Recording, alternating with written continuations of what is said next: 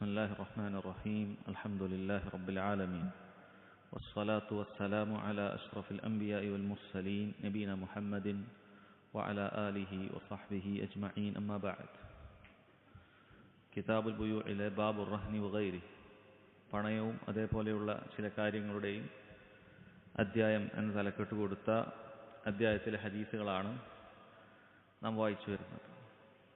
അടുത്ത ഹദീസ് عن جابر رضي الله عنه جعل وفي لفظ قضى النبي صلى الله عليه وسلم بالشفعة في كل مال لم يقسم فإذا وقعت الحدود وصرفت الطرق فلا شفعة.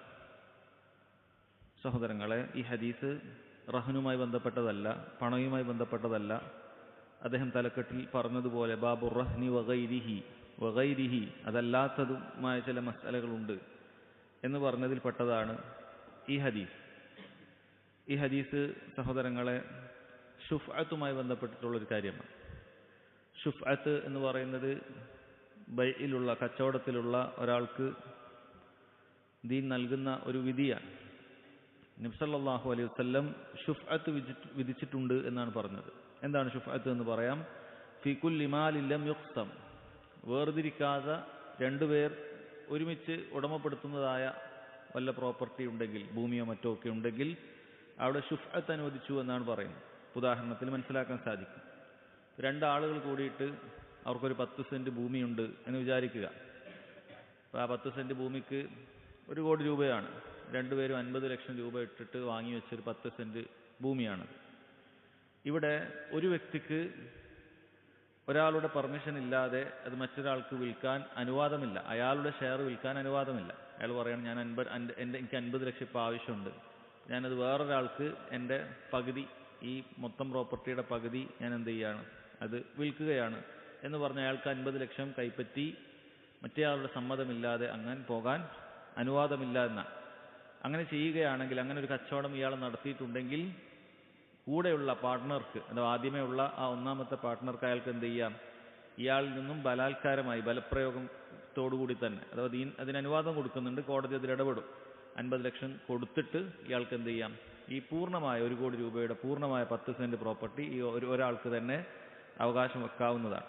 അഥവാ ഒരുമിച്ച് കൂടിച്ചേർന്നിട്ടുള്ളതായ ഇത്തരം സ്ഥലങ്ങളും മറ്റുമൊന്നും ഒരാളുടെ പെർമിഷൻ ഇല്ലാതെ മറ്റേയാൾക്ക് അയാളുടെ ഭാഗം പോലും, മൊത്തമായിട്ട് എന്തായാലും വിൽക്കാൻ സാധിക്കില്ല, അയാളുടെ ഭാഗം പോലും വിൽക്കാൻ അനുവാദമില്ല എന്നതാണ് സഹോദരങ്ങളെ പറയുന്നത്. പക്ഷെ അതിനൊരു എക്സെപ്ഷൻ വെക്കുന്നുണ്ട്. എന്താണ് പറയുന്നത്? അവിടെ പറയുന്നത് ഫികുല്ലി മാലിൻ ലം യുഖ്സം, അത് വേർതിരിച്ചിട്ടില്ല, മുഷാ ആയിട്ടാണ്. മുഷാ എന്ന് പറയും, അതായത് രണ്ടുപേർക്കും ഒരുപോലെയാണ്. ഇപ്പോൾ വടക്കേ ഭാഗം ഒരാൾക്ക്, തെക്കേ ഭാഗം ഒരാൾക്ക്, അങ്ങനെ പറഞ്ഞിട്ടില്ല. മൊത്തം നമ്മൾ വാങ്ങിയപ്പോൾ രണ്ടുപേർ കൂടിയിട്ട് ഒരു 10 സെന്റ് വാങ്ങിയതാണ്. അതിന് ഇന്ന ഭൂമി ഇന്നയാൾക്ക്, ഇന്ന ഭാഗം ഇന്നയാൾക്ക്, അങ്ങനെ വേർതിരിവൊന്നും പറഞ്ഞിട്ടില്ല. പൊതുവെ അങ്ങനെ പറയാറില്ല. രണ്ടുപേരും കൂടിയിട്ട് ഒന്ന് വാങ്ങുകയാണ് ചെയ്യുക. അപ്പോൾ അങ്ങനെ രണ്ടുപേരും കൂടി ഒരുമിച്ച് വാങ്ങിയതാണെങ്കിൽ ഇതാണ് വിധി. ഫൈദ വഖഅത്തിൽ ഹുദൂദ്, ബോർഡറുകൾ വളരെ വ്യക്തമായി അവിടെ നിശ്ചയിച്ചിട്ടുണ്ടെങ്കിൽ, വസുരിഫത്തി തുറുഖ്, അതേപോലെ തന്നെ വഴി കൃത്യമായി രണ്ടുപേർക്കും, ഈ മുൻഭാഗത്തേക്ക് നിനക്ക് അതിലേക്ക് ആ വഴിയിലേക്ക് ആ സ്ഥലത്തേക്ക് പ്രവേശിക്കാൻ ഇന്ന വഴി, ഈ 2 സ്ഥലത്തിനും ഇടയിൽ ബോർഡർ വളരെ കൃത്യമായി അതിനൊക്കെ അതിർത്തിയൊക്കെ കൊടുത്തിട്ടുണ്ടെങ്കിൽ ഫലാ ഷുഫ, അപ്പോൾ മറ്റേയാൾക്ക് ഷുഫഅത്തിന്റെ അധികാരം ലഭിക്കുകയില്ല. അയാൾക്ക് കാരണം ഇയാൾ കൃത്യമായി ഇയാൾക്ക് പാർട്ടാക്കിയിട്ടുള്ള അയാളുടെ ഭാഗം മാത്രമാണ് അയാൾ വിറ്റിട്ടുള്ളത്. കാര്യം മനസ്സിലായിട്ടുണ്ടാകും. അപ്പോൾ ആദ്യം നമ്മൾ പറഞ്ഞത് 10 സെന്റ്, അത് പ്രത്യേകിച്ച് ബോർഡറും കാര്യങ്ങളൊന്നുമില്ല. രണ്ടുപേരും പാർട്ട്ണർഷിപ്പിൽ ഒരു സ്ഥലം വാങ്ങിയതാണ്. ചിലപ്പോൾ അത് വില കൂടിയാൽ വിൽക്കാമെന്നോ എന്തെങ്കിലുമൊക്കെ ഉദ്ദേശത്തിൽ വാങ്ങിയതായിരിക്കും. അപ്പോൾ ഒരാൾക്ക് പകുതി വെച്ചിട്ട് ഇത് വേണ്ടതില്ല എന്ന് തോന്നുകയും അയാളുടെ ഭാഗം മറ്റൊരാൾക്ക് കൊടുക്കാൻ ഉദ്ദേശിക്കുകയും ചെയ്യാം. അപ്പോൾ ഒന്നാമത്തെ കൂടെയുള്ള ആൾക്കത് തടയാവുന്നതാണ്. ഇയാളെങ്ങാനും അത് വിറ്റിട്ടുണ്ടെങ്കിൽ പോലും ഇയാൾക്ക് പണം കൊടുത്തുകൊണ്ട് എന്ത് ചെയ്യാം, ആ സ്ഥലം ഇയാൾക്ക് വാങ്ങാം. അയാൾക്ക് അതിനുള്ള അനുവാദമുണ്ട്, അധികാരം ദീനുൽ ഇസ്ലാം നൽകുന്നുണ്ട്. കാരണം നേരത്തെ ഇയാൾ പാർട്ട്ണർഷിപ്പിൽ കൂടിയത് ഈ വ്യക്തിയുമായിട്ടുള്ള ബന്ധം കൊണ്ടാണ്. ഇനി മറ്റൊരാൾക്ക് കൊടുത്തു കഴിഞ്ഞാൽ അയാളും ഇതേ രീതിയിൽ ഇടപാടുകൾ നടത്തിക്കൊള്ളണം എന്നില്ല.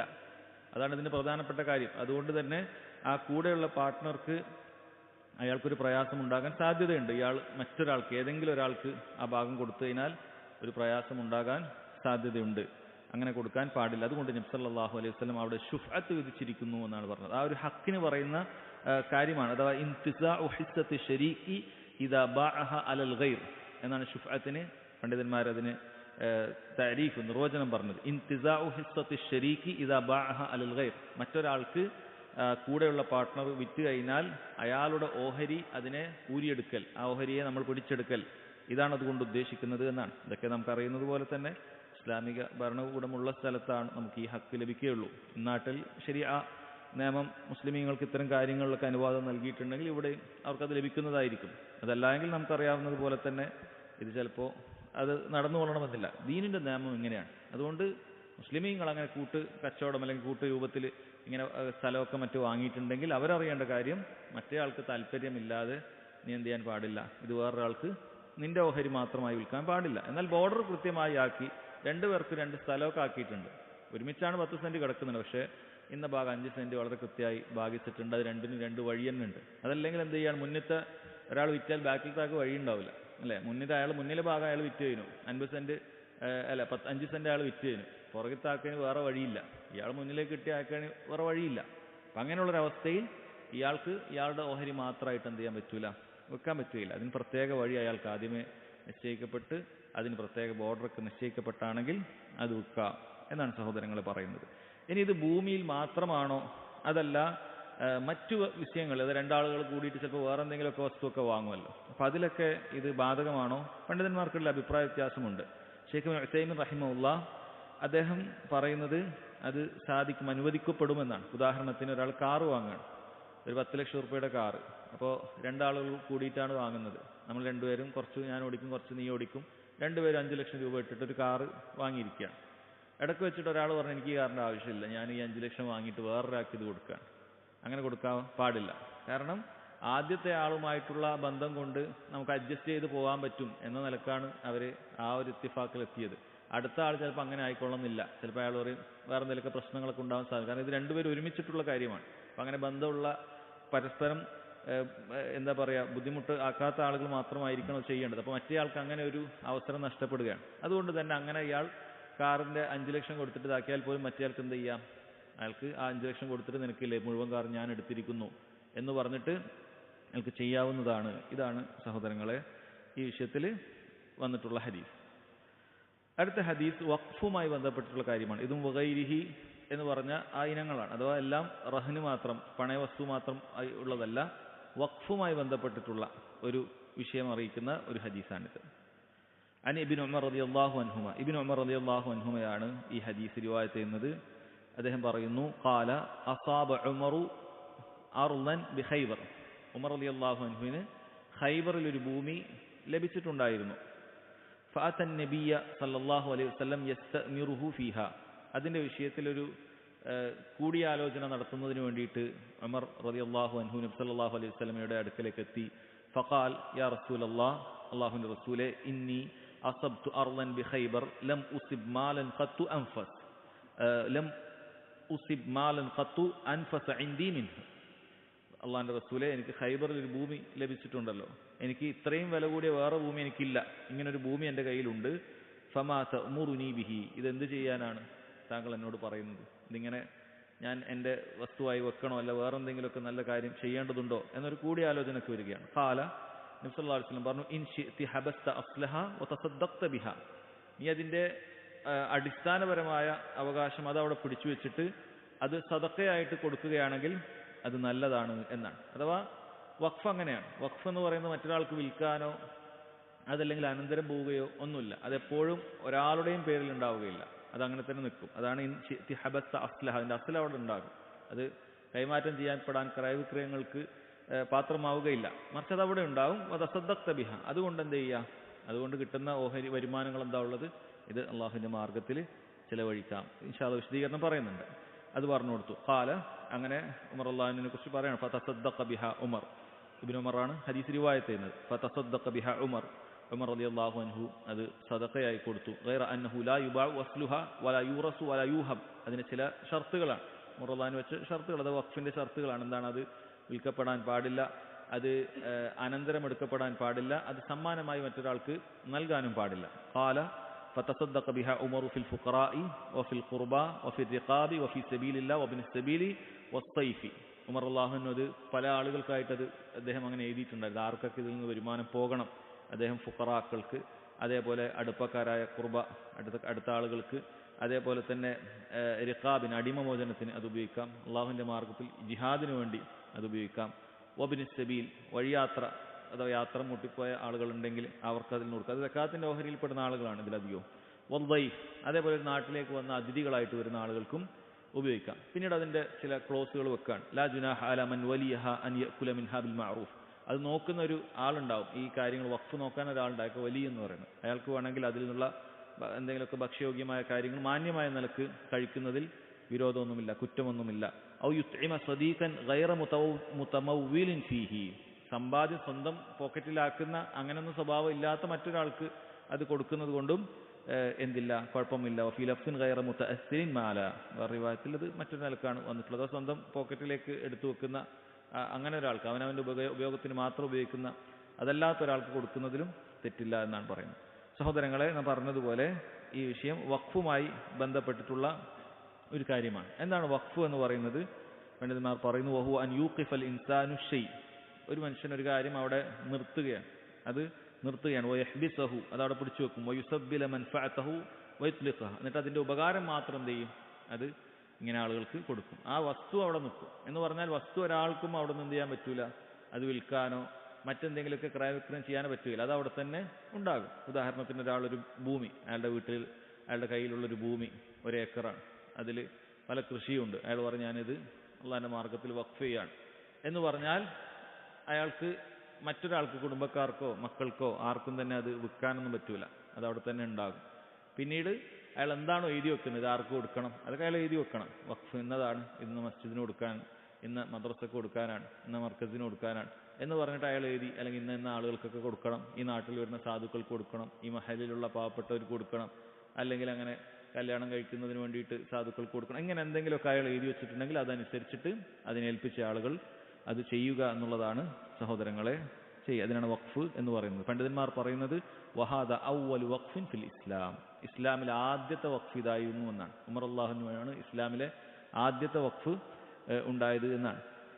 ഹദീസിൽ കാണാം, അസാബ ഉമറു അർളൻ ബി ഖൈബർ, ഖൈബറിൽപ്പെട്ട ഒരു സ്ഥലം ഉമർ അള്ളാഹുവിന് കിട്ടി. അത് ഖൈബർ എന്ന് പറയുന്ന സ്ഥലം നിങ്ങൾക്ക് അറിയുന്നുണ്ടാകും, സൗദി അറേബ്യയിലെ മദീനയിൽ നിന്നും അവിടെയുള്ള വടക്ക് പടിഞ്ഞാറ് ഭാഗത്തുള്ള, മദീനയുടെ വടക്ക് പടിഞ്ഞാറ് ഭാഗത്ത്, വടക്ക് ഭാഗത്താണ് ഇതൊക്കെ ഖൈബറൊക്കെ വരുന്നത്. തെക്ക് ഭാഗത്താണ് മക്കയൊക്കെ വരുന്നത്. മദീനയുടെ തെക്ക് ഭാഗത്താണ് മക്കയൊക്കെ വരുന്നത്. അതിൻ്റെ നേരെ ഓപ്പോസിറ്റ് ഭാഗമാണ്, എതിർഭാഗമാണ്, മക്കയിലേക്ക് വരുന്ന ഭാഗമല്ല, എതിർഭാഗത്തിലാണ് ഖൈബറൊക്കെ ഉള്ളത്. അവിടുന്ന് പടിഞ്ഞാറ് ഭാഗത്തേക്കായിട്ടാണ് ഖൈബറൊക്കെ ഉള്ളത്. മദീനയിൽ നിന്നും ഏകദേശം 180 കിലോമീറ്റർ, ഏതാണ്ട് 180-200, ചെറിയ വ്യത്യാസങ്ങൾ ഓരോ സമയത്ത് റോഡുമായി ബന്ധപ്പെട്ടുണ്ടാകും. ഏതാണ്ട് അത്രമാത്രമുള്ള ഒരു സ്ഥലമാണത്. അവിടെ യഹൂദികൾക്ക് കോട്ടകളുണ്ട്. ഇന്നും ആ കോട്ടകൾ അവിടെ സംരക്ഷിക്കപ്പെട്ടിട്ടുണ്ട്. പോയ ആളുകൾക്ക് കാണാൻ പറ്റും. അതേപോലെ അവർ ഒരുപാട് കൃഷി ചെയ്തിരുന്നു. ഇന്നും അവിടെ കൃഷികളുണ്ട്. യഹൂദികൾ കൃഷി ചെയ്യുന്നതിൽ വലിയ മികവുള്ള ആളുകളാണ്. അപ്പോൾ അവരവിടെ അങ്ങനെ കൃഷിയൊക്കെ ചെയ്ത്, യഹൂദരുടെ സ്ഥലമായിരുന്നു യഥാർത്ഥത്തിൽ ആദ്യകാലത്ത് ഖൈബർ എന്ന് പറയുന്നത്. ഹിജ്റ 7-ാം വർഷം നബി സല്ലല്ലാഹു അലൈഹി വസല്ലം, അവിടെ അറിയാം പ്രസിദ്ധമായ ഖൈബർ യുദ്ധത്തിൽ കാര്യമായ യുദ്ധമൊന്നും നടക്കാതെ തന്നെ മുസ്ലിമീങ്ങൾക്ക് ഖൈബർ മുസ്ലിമീങ്ങളുടെ കീഴിലേക്ക് വരികയുണ്ടായി എന്നുള്ളതാണ് ചരിത്രം. യഥാർത്ഥത്തിൽ എങ്ങനെയാണ് യഹൂദികൾ എവിടെയാണുള്ളത്? നമുക്ക് ബനു ഇസ്രായേലുകാരാണ്, അവർ സൗദിയിലൊന്നുമല്ല. ആ ബനു ഇസ്രായേലുകാരായ ആളുകൾ എങ്ങനെയാണ് യഥാർത്ഥത്തിൽ ഇങ്ങനെ മദീനയിലേക്കും ഖൈബറിലേക്കൊക്കെ വന്നത്? അതിന് പിന്നിൽ ചരിത്രമുണ്ട് എന്നാണ്. അതിന് പിന്നിൽ യഥാർത്ഥത്തിൽ ചരിത്രം അവരുടെ തൗറാത്തിൽ അവർക്ക് വളരെ വ്യക്തമായിട്ട് ഉണ്ട്. നബി സല്ലല്ലാഹു അലൈഹി വസല്ലമയെ കുറിച്ചിട്ട് വ്യക്തമായിട്ടുണ്ട്, ഇങ്ങനെ ഒരു നബി നിയോഗിക്കപ്പെടുന്നുണ്ട്. ആ നബി മദീനയിലെത്തും, എന്നിട്ട് ശത്രുക്കൾക്കെതിരെ പോരാടുന്നതായിരിക്കും. അത് ഇസ്ലാമിന്റെ ശത്രുക്കൾക്കെതിരെ നബി സല്ലല്ലാഹു അലൈഹി വസല്ലം പോരാടുന്നതായിരിക്കും, മദീനയിലാണ് ഉണ്ടാവുക എന്നാണ്. അതുകൊണ്ട് തന്നെ ആ നബിയെ പ്രതീക്ഷിച്ചിട്ടാണ് ഇവരുടെ ആദ്യ തലമുറക്കാർ, പഴയ ആളുകൾ ഈ പറയുന്ന ഖൈബറിലേക്കും മദീനയിലേക്കും എത്തിയത് എന്ന് കാണാൻ സാധിക്കും. പക്ഷേ യഥാർത്ഥത്തിൽ ഹക്ക് വ്യക്തമായപ്പോൾ, നബി സല്ലല്ലാഹു അലൈഹി വസല്ലം പ്രവാചകനാണ് എന്ന് വ്യക്തമായപ്പോൾ അവരത് സ്വീകരിച്ചില്ല എന്നുള്ളതാണ്. അല്ലാഹു സുബ്ഹാനഹു വ തആല പറയുന്നുണ്ട്, വകാനു മിൻ ഖബ്ലു യസ്തഫ്തിഹൂന അലൽ ലദീന കഫറു ഫലമ്മാ ജാഅഹും മാ അറഫു കഫറു ബിഹി. അവർ നേരത്തെ ഇങ്ങനെ പ്രതീക്ഷിച്ചുകൊണ്ട് ഇരിക്കുന്ന ആളുകളൊക്കെ തന്നെയായിരുന്നു. പക്ഷേ നബി സല്ലല്ലാഹു അലൈഹി വസല്ലം വന്നു, അപ്പോൾ അവരത് സ്വീകരിച്ചിട്ടില്ല. അവരറിയാത്തതുപോലെ അവരെന്ത് ചെയ്യുകയാണ് ചെയ്തത്? അവർ ധിക്കരിക്കുകയാണ് ചെയ്തത്. അല്ലാഹു സുബ്ഹാനഹു വ തആല അവരെക്കുറിച്ച് പറഞ്ഞത്, അവർക്ക് അവരുടെ സ്വന്തം മക്കളെ അറിയുന്നത് പോലെ തന്നെ ഇത് നബിയാണ്, ഹക്കായ നബിയാണ് എന്നുള്ളത് അവർക്കറിയാമായിരുന്നു. പക്ഷേ അവർക്ക് ചില താല്പര്യങ്ങളുണ്ടായിരുന്നു. അഥവാ നബി സല്ലല്ലാഹു അലൈഹി വസല്ലം ഖുറൈശിയാണ്, അപ്പോൾ കുറശികളുടെ ഗോത്രത്തിൽ നിന്നൊന്നും അവരെ ഒരു വിലയില്ലാത്ത ആൾക്കാരായിട്ടാണ് പൊതുവെ ബനു ഇസ്രായേലുകൾ കണ്ടിരുന്നത്. അവർ വലിയ ലോകത്തെ സ്ഥാനം ഭരിക്കുന്ന വലിയ ആളുകളായിട്ട് കണ്ടതാണ്, തറവാടികളായിട്ട് കണ്ടതാണ്. അപ്പോൾ അവരുടെ പരമ്പരയിൽ നിന്നും ഒരു നബി വരും എന്നാണ് അവർ പ്രതീക്ഷിച്ചിരുന്നത്. അത് വന്നില്ല. അവരുടെ അഹങ്കാരം, കിബർ കാരണത്താൽ അവർക്ക് നബി സല്ലല്ലാഹു അലൈഹി വസല്ലമയുടെ നുബുവത്തിനെ അംഗീകരിക്കാൻ സാധിച്ചില്ല എന്നാണ്. അതല്ലാതെ അവർക്ക് കാര്യം മനസ്സിലാകാനിട്ടല്ല എന്ന് റബ്ബ് സുബ്ഹാനഹു വ തആല പറയുന്നുണ്ട്. ഇതേ അവസ്ഥ തന്നെയാണ് നസാറാക്കളെ സംബന്ധിച്ചിടത്തോളവും അവർക്ക് വളരെ കൃത്യമായി ഇഞ്ചീലിൽ ഈസാ അലൈഹി സ്വലാത്തു വസ്സലാം വളരെ കൃത്യമായിട്ട് എന്ത് ചെയ്തിട്ടുണ്ട്, നബി സല്ലല്ലാഹു അലൈഹി വസല്ലമ വരുന്നതിനെ കുറിച്ചിട്ടൊക്കെ അറിയിച്ചിട്ടുണ്ട്. പക്ഷേ അവർ സ്വീകരിച്ചില്ല. അല്ലാഹു സുബ്ഹാനഹു വ തആല സൂറത്തു സഫിൽ പറഞ്ഞല്ലോ, വമുബശ്ശിറൻ ബിറസൂലിൻ യഅതി മിൻ ബഅദി ഇസ്മുഹു അഹ്മദ് എന്ന പേരുള്ള ഒരു നബി അവർക്ക് ശേഷം വരുമെന്നുള്ള കാര്യം സന്തോഷ വാർത്ത അറിയിച്ചിട്ടുണ്ട്. പക്ഷേ അവർ സ്വീകരിച്ചിട്ടില്ല. അവർ ചില ദുർബലമായ ന്യായങ്ങൾ പറഞ്ഞു. മുഹമ്മദ് എന്നല്ലേ ഇയാളുടെ പേര്, അഹ്മദ് എന്നല്ലേ ഖുർആൻ പറയും. യഥാർത്ഥത്തിൽ നബി സല്ലല്ലാഹു അലൈഹി വസല്ലം മറ്റു പേരാണ് എന്ന് അവർക്കറിയാം. എന്ന് മാത്രമല്ല, എന്താണോ ആ നബിക്കുള്ള യോഗ്യതകളും ആ നബിക്കുള്ള വിശേഷണങ്ങളും അതെല്ലാം മുഹമ്മദ് സല്ലല്ലാഹു അലൈഹി വസല്ലമയിൽ ഒത്തിണങ്ങിയിട്ടുണ്ട്.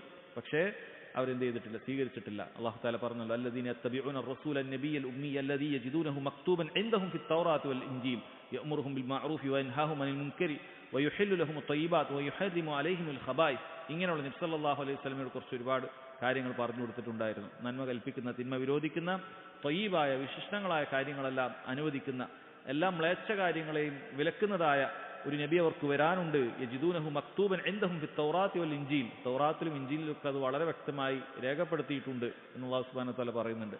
പക്ഷേ അത് സ്വീകരിച്ചിട്ടില്ല എന്നുള്ളതാണ്. അങ്ങനെ നബി സല്ലല്ലാഹു അലൈഹി വസല്ലം ഹിജ്റ 7-ാം വർഷം ഖൈബറിൽ എത്തുകയും അങ്ങനെ എന്ത് ചെയ്യാണ്, അലി ബിൻ അബി ത്വാലിബ് റളിയല്ലാഹു അൻഹുവിന്റെ നേതൃത്വത്തിലുള്ള ഒരു പടക്കോപ്പാണ് അവിടെ ഉണ്ടായിരുന്നത്. അതിന്റെ പതാക വാഹകൻ അലി ബിൻ അബി ത്വാലിബ് റളിയല്ലാഹു അൻഹു ആണ്. അതുമായി ബന്ധപ്പെട്ട ചരിത്രങ്ങളൊക്കെ മറ്റു ക്ലാസ്സുകളിലൊക്കെ കേട്ടിട്ടുണ്ടാകും. അങ്ങനെ നബി സല്ലല്ലാഹു അലൈഹി വസല്ലമക്ക് എന്ത് ചെയ്യാണ്, ഖൈബർ ലഭിക്കുകയാണ്. അപ്പോൾ മുശ്രിക്കുകളിൽ നിന്നും കിട്ടുന്ന ആ സ്വത്താണ്, ഗനീമത്ത് സ്വത്ത്, അത് വീതിക്കപ്പെടും. അങ്ങനെ ഉമർ റളിയല്ലാഹു അൻഹുവിന് അവിടുന്ന് ലഭിച്ചിട്ടുള്ളൊരു ഭാഗമുണ്ടായിരുന്നു. ഉമർ റളിയല്ലാഹു അതിൽ നിന്ന് ലഭിച്ചു. അതാണ് ഉമർ റളിയല്ലാഹു പറഞ്ഞത്, അത് അദ്ദേഹത്തിന്റെ കയ്യിലുള്ള സമ്പത്തിൽ ഏറ്റവും വിലപിടിപ്പുള്ളൊരു സമ്പത്താണ്. കാരണം ഖൈബറിലെ മണ്ണ് കുറച്ച് നല്ല മണ്ണാണ്, അവിടെ കൃഷിയും മറ്റുമൊക്കെ ഉണ്ട്. അതുകൊണ്ട് കിട്ടിയ അദ്ദേഹത്തിന്റെ കയ്യിലുള്ള സമ്പത്തിൽ ഏറ്റവും മുന്തിയൊരു സമ്പത്ത് തന്നെയാണിത്. അപ്പോൾ സഹാബികൾ ആരും ദുനിയാവിന് വേണ്ടി പണിയെടുക്കുന്നത്, ദുനിയാവ് കിട്ടാൻ വേണ്ടി യുദ്ധം ചെയ്തവരോ ആരും ആയിരുന്നില്ല എന്ന് വ്യക്തമായ തെളിവാണ്. ഇത്രയും വലിയ സമ്പത്ത് ലഭിച്ചിട്ടും നബി സല്ലല്ലാഹു അലൈഹി വസല്ലമയുടെ അടുക്കലേക്ക് വരികയാണ്.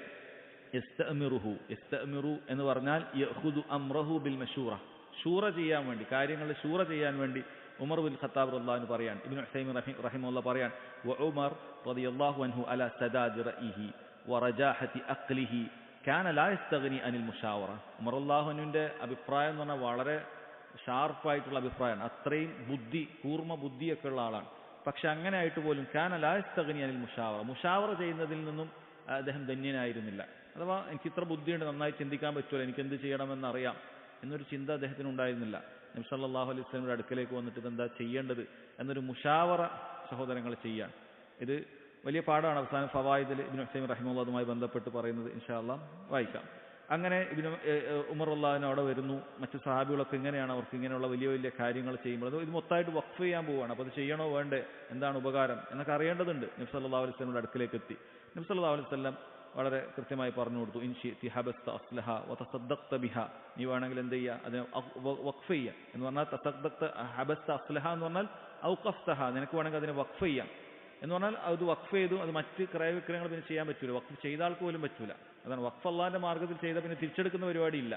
അത് പ്രത്യേകം ചിന്തിക്കുക. ഒരാൾ വഖഫ് ഒരു കാര്യത്തിന് ചെയ്തു കഴിഞ്ഞാൽ പിന്നെ ഇത് വേണ്ടതില്ല എന്ന് പറഞ്ഞിട്ട് തിരിച്ചെടുക്കാൻ പാടില്ല. വതസദ്ദഖ്ത ബിഹ, പിന്നെ എന്ത് ചെയ്യാം, അതുമായി ബന്ധപ്പെട്ട് അതിൽ നിന്ന് കിട്ടുന്ന, ഇപ്പോൾ വലിയ തോട്ടാണെങ്കിൽ, ഈന്തപ്പന തോട്ടാണെങ്കിൽ അതിൻ്റെ കാര്യം എന്ത് ചെയ്യാൻ പറ്റും, അത് വരുമാനം ചെയ്യാൻ പറ്റും. ലോകത്ത് ഏറ്റവും വലിയൊരു വഖഫായിട്ട് ഇന്ന് നിലനിൽക്കുന്ന ഒരു വഖഫുണ്ട്. അത് നമുക്ക് കാണാം, ഖസീമിൽ റാജിഹിയുടെ തോട്ടമുണ്ട്. സുലൈമാൻ റാജിഹിയുടെ വലിയ തോട്ടം, ലോകത്തിലെ ഏറ്റവും വലിയ തോട്ടാണത്. അത് 2 ഹറമുകളിലേക്കായിട്ട് അത് വഖഫ് ചെയ്തിട്ടാണുള്ളത്. അതായത് ലക്ഷക്കണക്കിന് അവിടെ ഈന്തപ്പന മരങ്ങളുണ്ടാകും. അത്ര വലിയ തോട്ടാണ്, കിലോമീറ്ററുകൾ വ്യാപിച്ചു കിടക്കുന്നത്. അത്ര വലിയ വരുമാനം ഉണ്ടാക്കുന്ന ഒരു തോട്ടാണ് ലോകത്തെ ഏറ്റവും വലിയ തോട്ടം. അത് 2 ഹറമുകൾക്കും വേണ്ടി വഖഫ് ചെയ്തിട്ടാണ് ഉള്ളത്. ജസാഹുല്ലാഹു ഖൈറൻ. അപ്പോൾ ഇത് ആദ്യത്തെ വഖഫിനെ കുറിച്ചിട്ടാണ് ഈ ഹദീസിൽ പറയുന്നത്. അപ്പോൾ അത് തസദ്ദഖ്ത ബിഹ, അത് സദഖ ചെയ്യാം എന്നാണ്. എന്നിട്ട് അതിൻ്റെ കാര്യങ്ങളൊക്കെ പറഞ്ഞു കൊടുക്കുകയാണ്, അതിൻ്റെ ഷർത്തുകളൊക്കെ പറഞ്ഞു കൊടുക്കുകയാണ്. എന്തൊക്കെയാണ് പറഞ്ഞു കൊടുത്തത്? അത് ലാ യുബാ, വിൽക്കാൻ പാടില്ല, വല യുഹബ്, അത് ദാനമായി നൽകാൻ പാടില്ല, വല യൂറസ്, അത് ഇവരും മറിനും കിട്ടൂല, അനന്തരം ലഭിക്കുകയില്ല. ഈ കാര്യങ്ങളൊക്കെ പറഞ്ഞു കൊടുത്തു. എന്നിട്ട് അതിൻ്റെ ഏതൊക്കെ 6 വിഭാഗത്തിന് കൊടുക്കണം എന്നുള്ളതും കൂടി വളരെ കൃത്യമായി എഴുതി. ഫുഖറാക്കൾക്ക്, അടുപ്പക്കാർക്ക്, സാധുക്കളായ ആൾക്കാർക്ക്, അതുപോലെ ആരെങ്കിലും അടിമകളുണ്ടെങ്കിൽ അത് മോചിപ്പിക്കാൻ അത് ഉപയോഗിക്കാം. ഇതിൽ നിന്ന് വഴി യാത്രക്കാർക്ക്, യാത്ര മറ്റും പാതയം നഷ്ടപ്പെട്ടു പോയി അവിടെ കുടുങ്ങിപ്പോകുന്ന ആളുകളുണ്ടാവും. പഴയ കാലത്തത് അധികവും ഉണ്ടായിരുന്നു. അതുകൊണ്ടാണ് അവർ സക്കാത്തിൻ്റെ അർഹരായി മാറ്റിയത്. വദ്ദൈഫ്, അതിഥികൾക്ക് ഒക്കെ ഫീ സബീലിൽ അള്ളാഹുവിൻ്റെ മാർഗത്തിൽ, ഇബ്നു സബീൽ, അതാണ് ഞാൻ പറഞ്ഞത്, വഴിപോക്കൻ, ഇതിനൊക്കെ കൊടുക്കാമെന്നാണ്. പിന്നീട് പറഞ്ഞു ലാ ജുനാഹ അലാ മൻ വലിയഹ അൻ യഅകുല ബിൻഹാമിൽ മഅറൂഫി വയുത്ഇമ സദീഖൻ ഗൈറ മുതമവ്വിലിൻ ഫീഹി. അവിടെ ഒരു കാര്യം പറഞ്ഞു, അത് നോക്കി നടത്തുന്ന ഒരു വലിയന് മാന്യമായ നിലക്കയിൽ നിന്നുള്ള കാര്യങ്ങളൊക്കെ കഴിക്കാം. അത് പണം ഇങ്ങനെ സ്വന്തം പോക്കറ്റിലാക്കുന്നതല്ലാത്തതായ ഏതെങ്കിലും ആളുകൾക്ക് വരികയാണെങ്കിൽ അവർക്കൊക്കെ അതിന് കൊടുക്കാം, അത് കുഴപ്പമൊന്നുമില്ല, അവർക്ക് അങ്ങനെയൊക്കെ കൊടുക്കാം എന്നാണ് പറയുന്നത്. ഉമർ റളിയല്ലാഹു അൻഹുവിൻ്റെ വലിയ ഫിഖ്ഹായിട്ട് എടുത്തു പറയാണ്, അത് ജനങ്ങൾക്ക് മൊത്തത്തിലാണ് വഖഫായിട്ട് കൊടുത്തത്. കാരണം ചില ആളുകൾ എന്ത് ചെയ്യും, കുടുംബക്കാർക്ക് വഖഫ് ചെയ്യുന്ന സ്വഭാവം നമ്മുടെ നാട്ടിലൊക്കെ ഉണ്ട്. ഇന്ന് തറവാട്ടിന് വഖഫ് ചെയ്യും. ഒരു തറവാട്ടിന്, ഈ തറവാട്ടുകാർക്ക് വേണ്ടി വഖഫ് എന്ന് പറഞ്ഞാൽ അത്തരം കുറേ വീടുകളൊക്കെ ഇന്ന് നമുക്ക് കോഴിക്കോട് ജില്ലയിൽ ഉൾപ്പെടെ ഉണ്ട്, വഖഫ് ചെയ്യപ്പെട്ട സ്ഥലം. അത് ചെയ്ത് കഴിഞ്ഞാൽ അവിടെ പിന്നെ എന്ത് ചെയ്യാൻ പറ്റൂല, അത് അവർക്ക് വിൽക്കാൻ പറ്റൂല. ആ കുടുംബത്തിൽ എത്ര ആളുകളുണ്ടോ അവരൊക്കെ അതിൻ്റെ ആളുകളായിരിക്കും.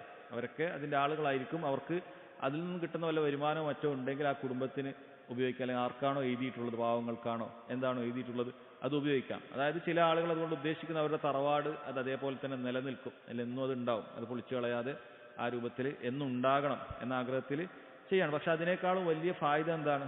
പൊതു മുസ്ലിമീങ്ങൾക്ക് നൽകുക എന്നുള്ളതാണ് അതിൽ വലിയ ഫായ്ദയുള്ളത്. കാരണം ഇബ്നു ഉസൈമീൻ റഹിമഹുല്ലാ അദ്ദേഹം പറയുന്നുണ്ട്, ഇങ്ങനെ വീട്ടുകാർക്ക് കൊടുത്തു കഴിഞ്ഞാൽ, ആ കുടുംബത്തിന് കൊടുത്ത മക്കൾക്ക് വഖഫ് ചെയ്ത് കഴിഞ്ഞാൽ, മക്കൾക്ക് മാത്രമാണെന്ന് പറഞ്ഞാൽ മക്കൾക്ക് ഇപ്പം 4 ആളാണെങ്കിൽ 4 മക്കൾ, 4 മക്കൾക്ക് പിന്നെ മക്കൾ, അങ്ങനെ അത് വലുതാകും. അപ്പോൾ ഒരുപാട് അവകാശികൾ അതിന് വരും. പിന്നീട് പലപ്പോഴും കുടുംബക്കാർ തന്നെ ആകുമ്പോൾ അത് വലിയ കുഴപ്പങ്ങളൊക്കെ ഉണ്ടാകാനുള്ള സാധ്യത ഉണ്ട്. അപ്പോൾ പൊതുവായിട്ട് കൊടുക്കുന്ന വഖഫുന് ആമാണ്, പൊതു മുതലായിട്ട് അങ്ങനെ ആളുകൾക്കൊക്കെ ഉപയോഗിക്കുന്നതാണ് ഏറ്റവും നല്ലത് എന്നാണ്. എന്നിട്ട് അവിടെ ഇബ്നു ഉസൈമീൻ റഹിമഹുല്ലാ ചില നസീഹത്തുകൾ കൊടുക്കുകയാണ്, ഇത്തരം വഖഫുകൾ ചെയ്യാൻ പ്രോത്സാഹിപ്പിക്കുകയാണ്.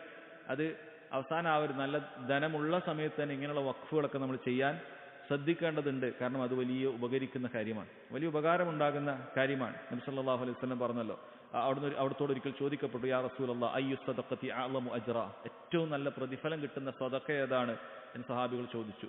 അവിടുന്ന് പറഞ്ഞു, അൻ തസദ്ദഖ വ അൻത സഹീഹുൻ ഷഹീഹുൻ തഅമലുൽ ബഖാ വ തഖ്ശൽ ഫഖർ വലാ തുംഹിലു ഹത്താ ഇദാ ബലഗത്തിൽ ഹുൽഖൂം ഖുൽത ലിഫുലാനിൻ കദാ ലിഫുലാനിൻ കദാ വഖദ് കാന ലിഫുലാൻ. നീ നല്ല ആരോഗ്യവാനായിട്ടുള്ള ധനത്തോട് താല്പര്യമുള്ള സമയത്ത് തന്നെ, അതായത് ഒരു പ്രായം കഴിഞ്ഞാൽ ചിലപ്പോൾ ആളുകൾക്ക് ഇതൊന്നും ഉപയോഗിക്കേണ്ടെന്ന് വെച്ചാൽ താല്പര്യമൊക്കെ പോകുന്ന ഒരു പ്രായം ഉണ്ടാവും. എന്തിനെ എല്ലായിടത്തും ഇങ്ങനെ ഏക്കർ കണക്കിന് സ്ഥലം വെച്ചിട്ട്, അതൊരു താല്പര്യമില്ലാത്തൊരു പ്രായം പിന്നീടുണ്ടാകും.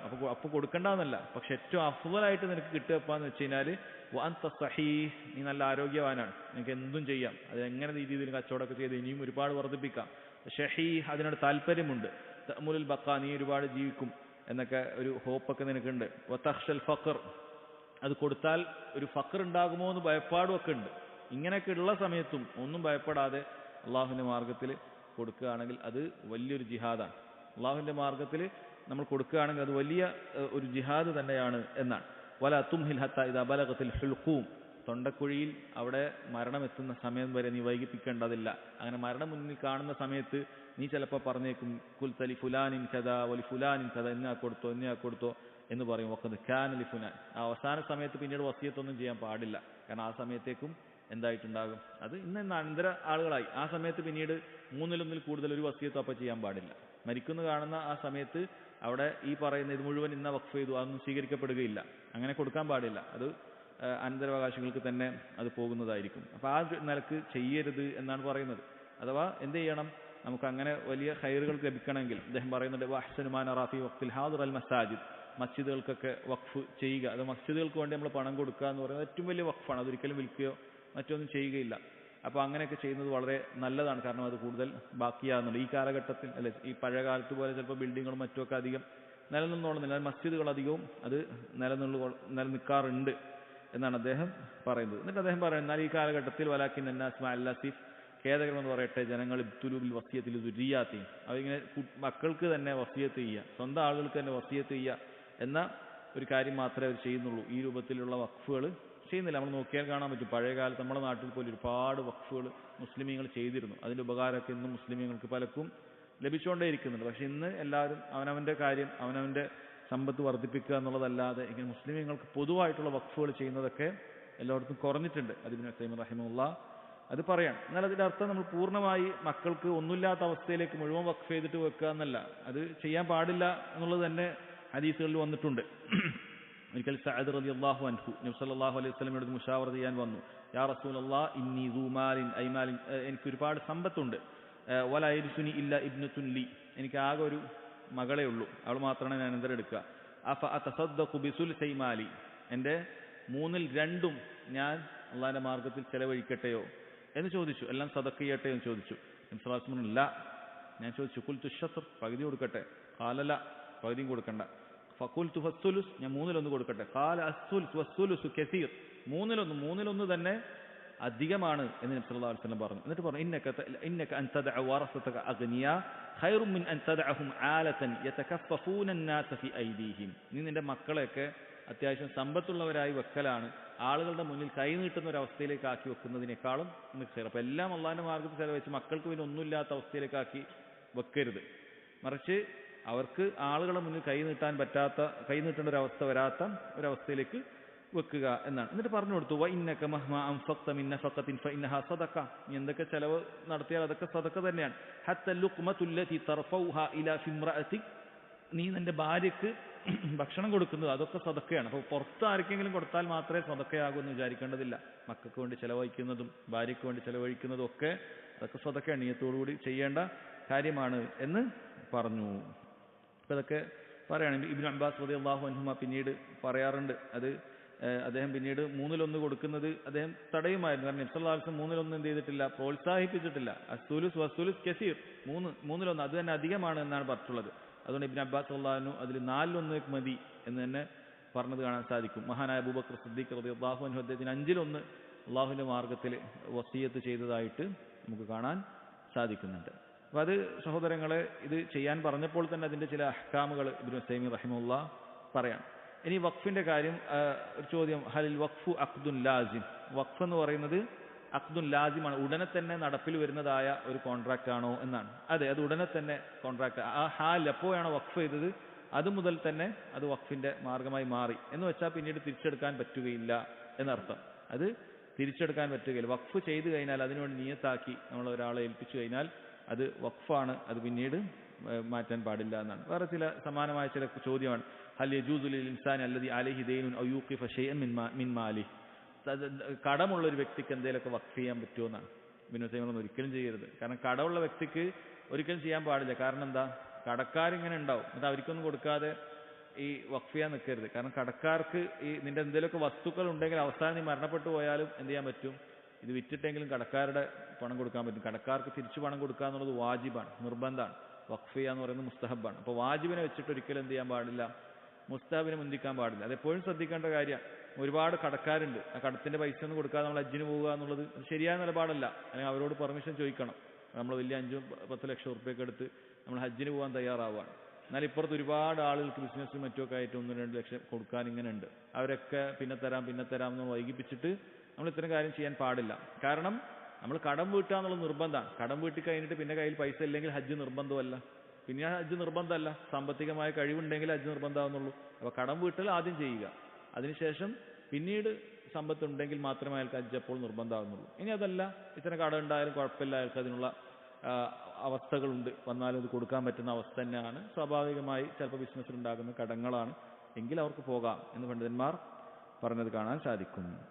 അപ്പോൾ ഇവിടെ പറഞ്ഞു വന്നത്, കടക്കാരൊന്നും അങ്ങനെ വഖഫ് ചെയ്യല്ല വേണ്ടത്, അവരെ കടം വീട്ടുകയാണ് വേണ്ടത് എന്നാണ് പറയുന്നത്.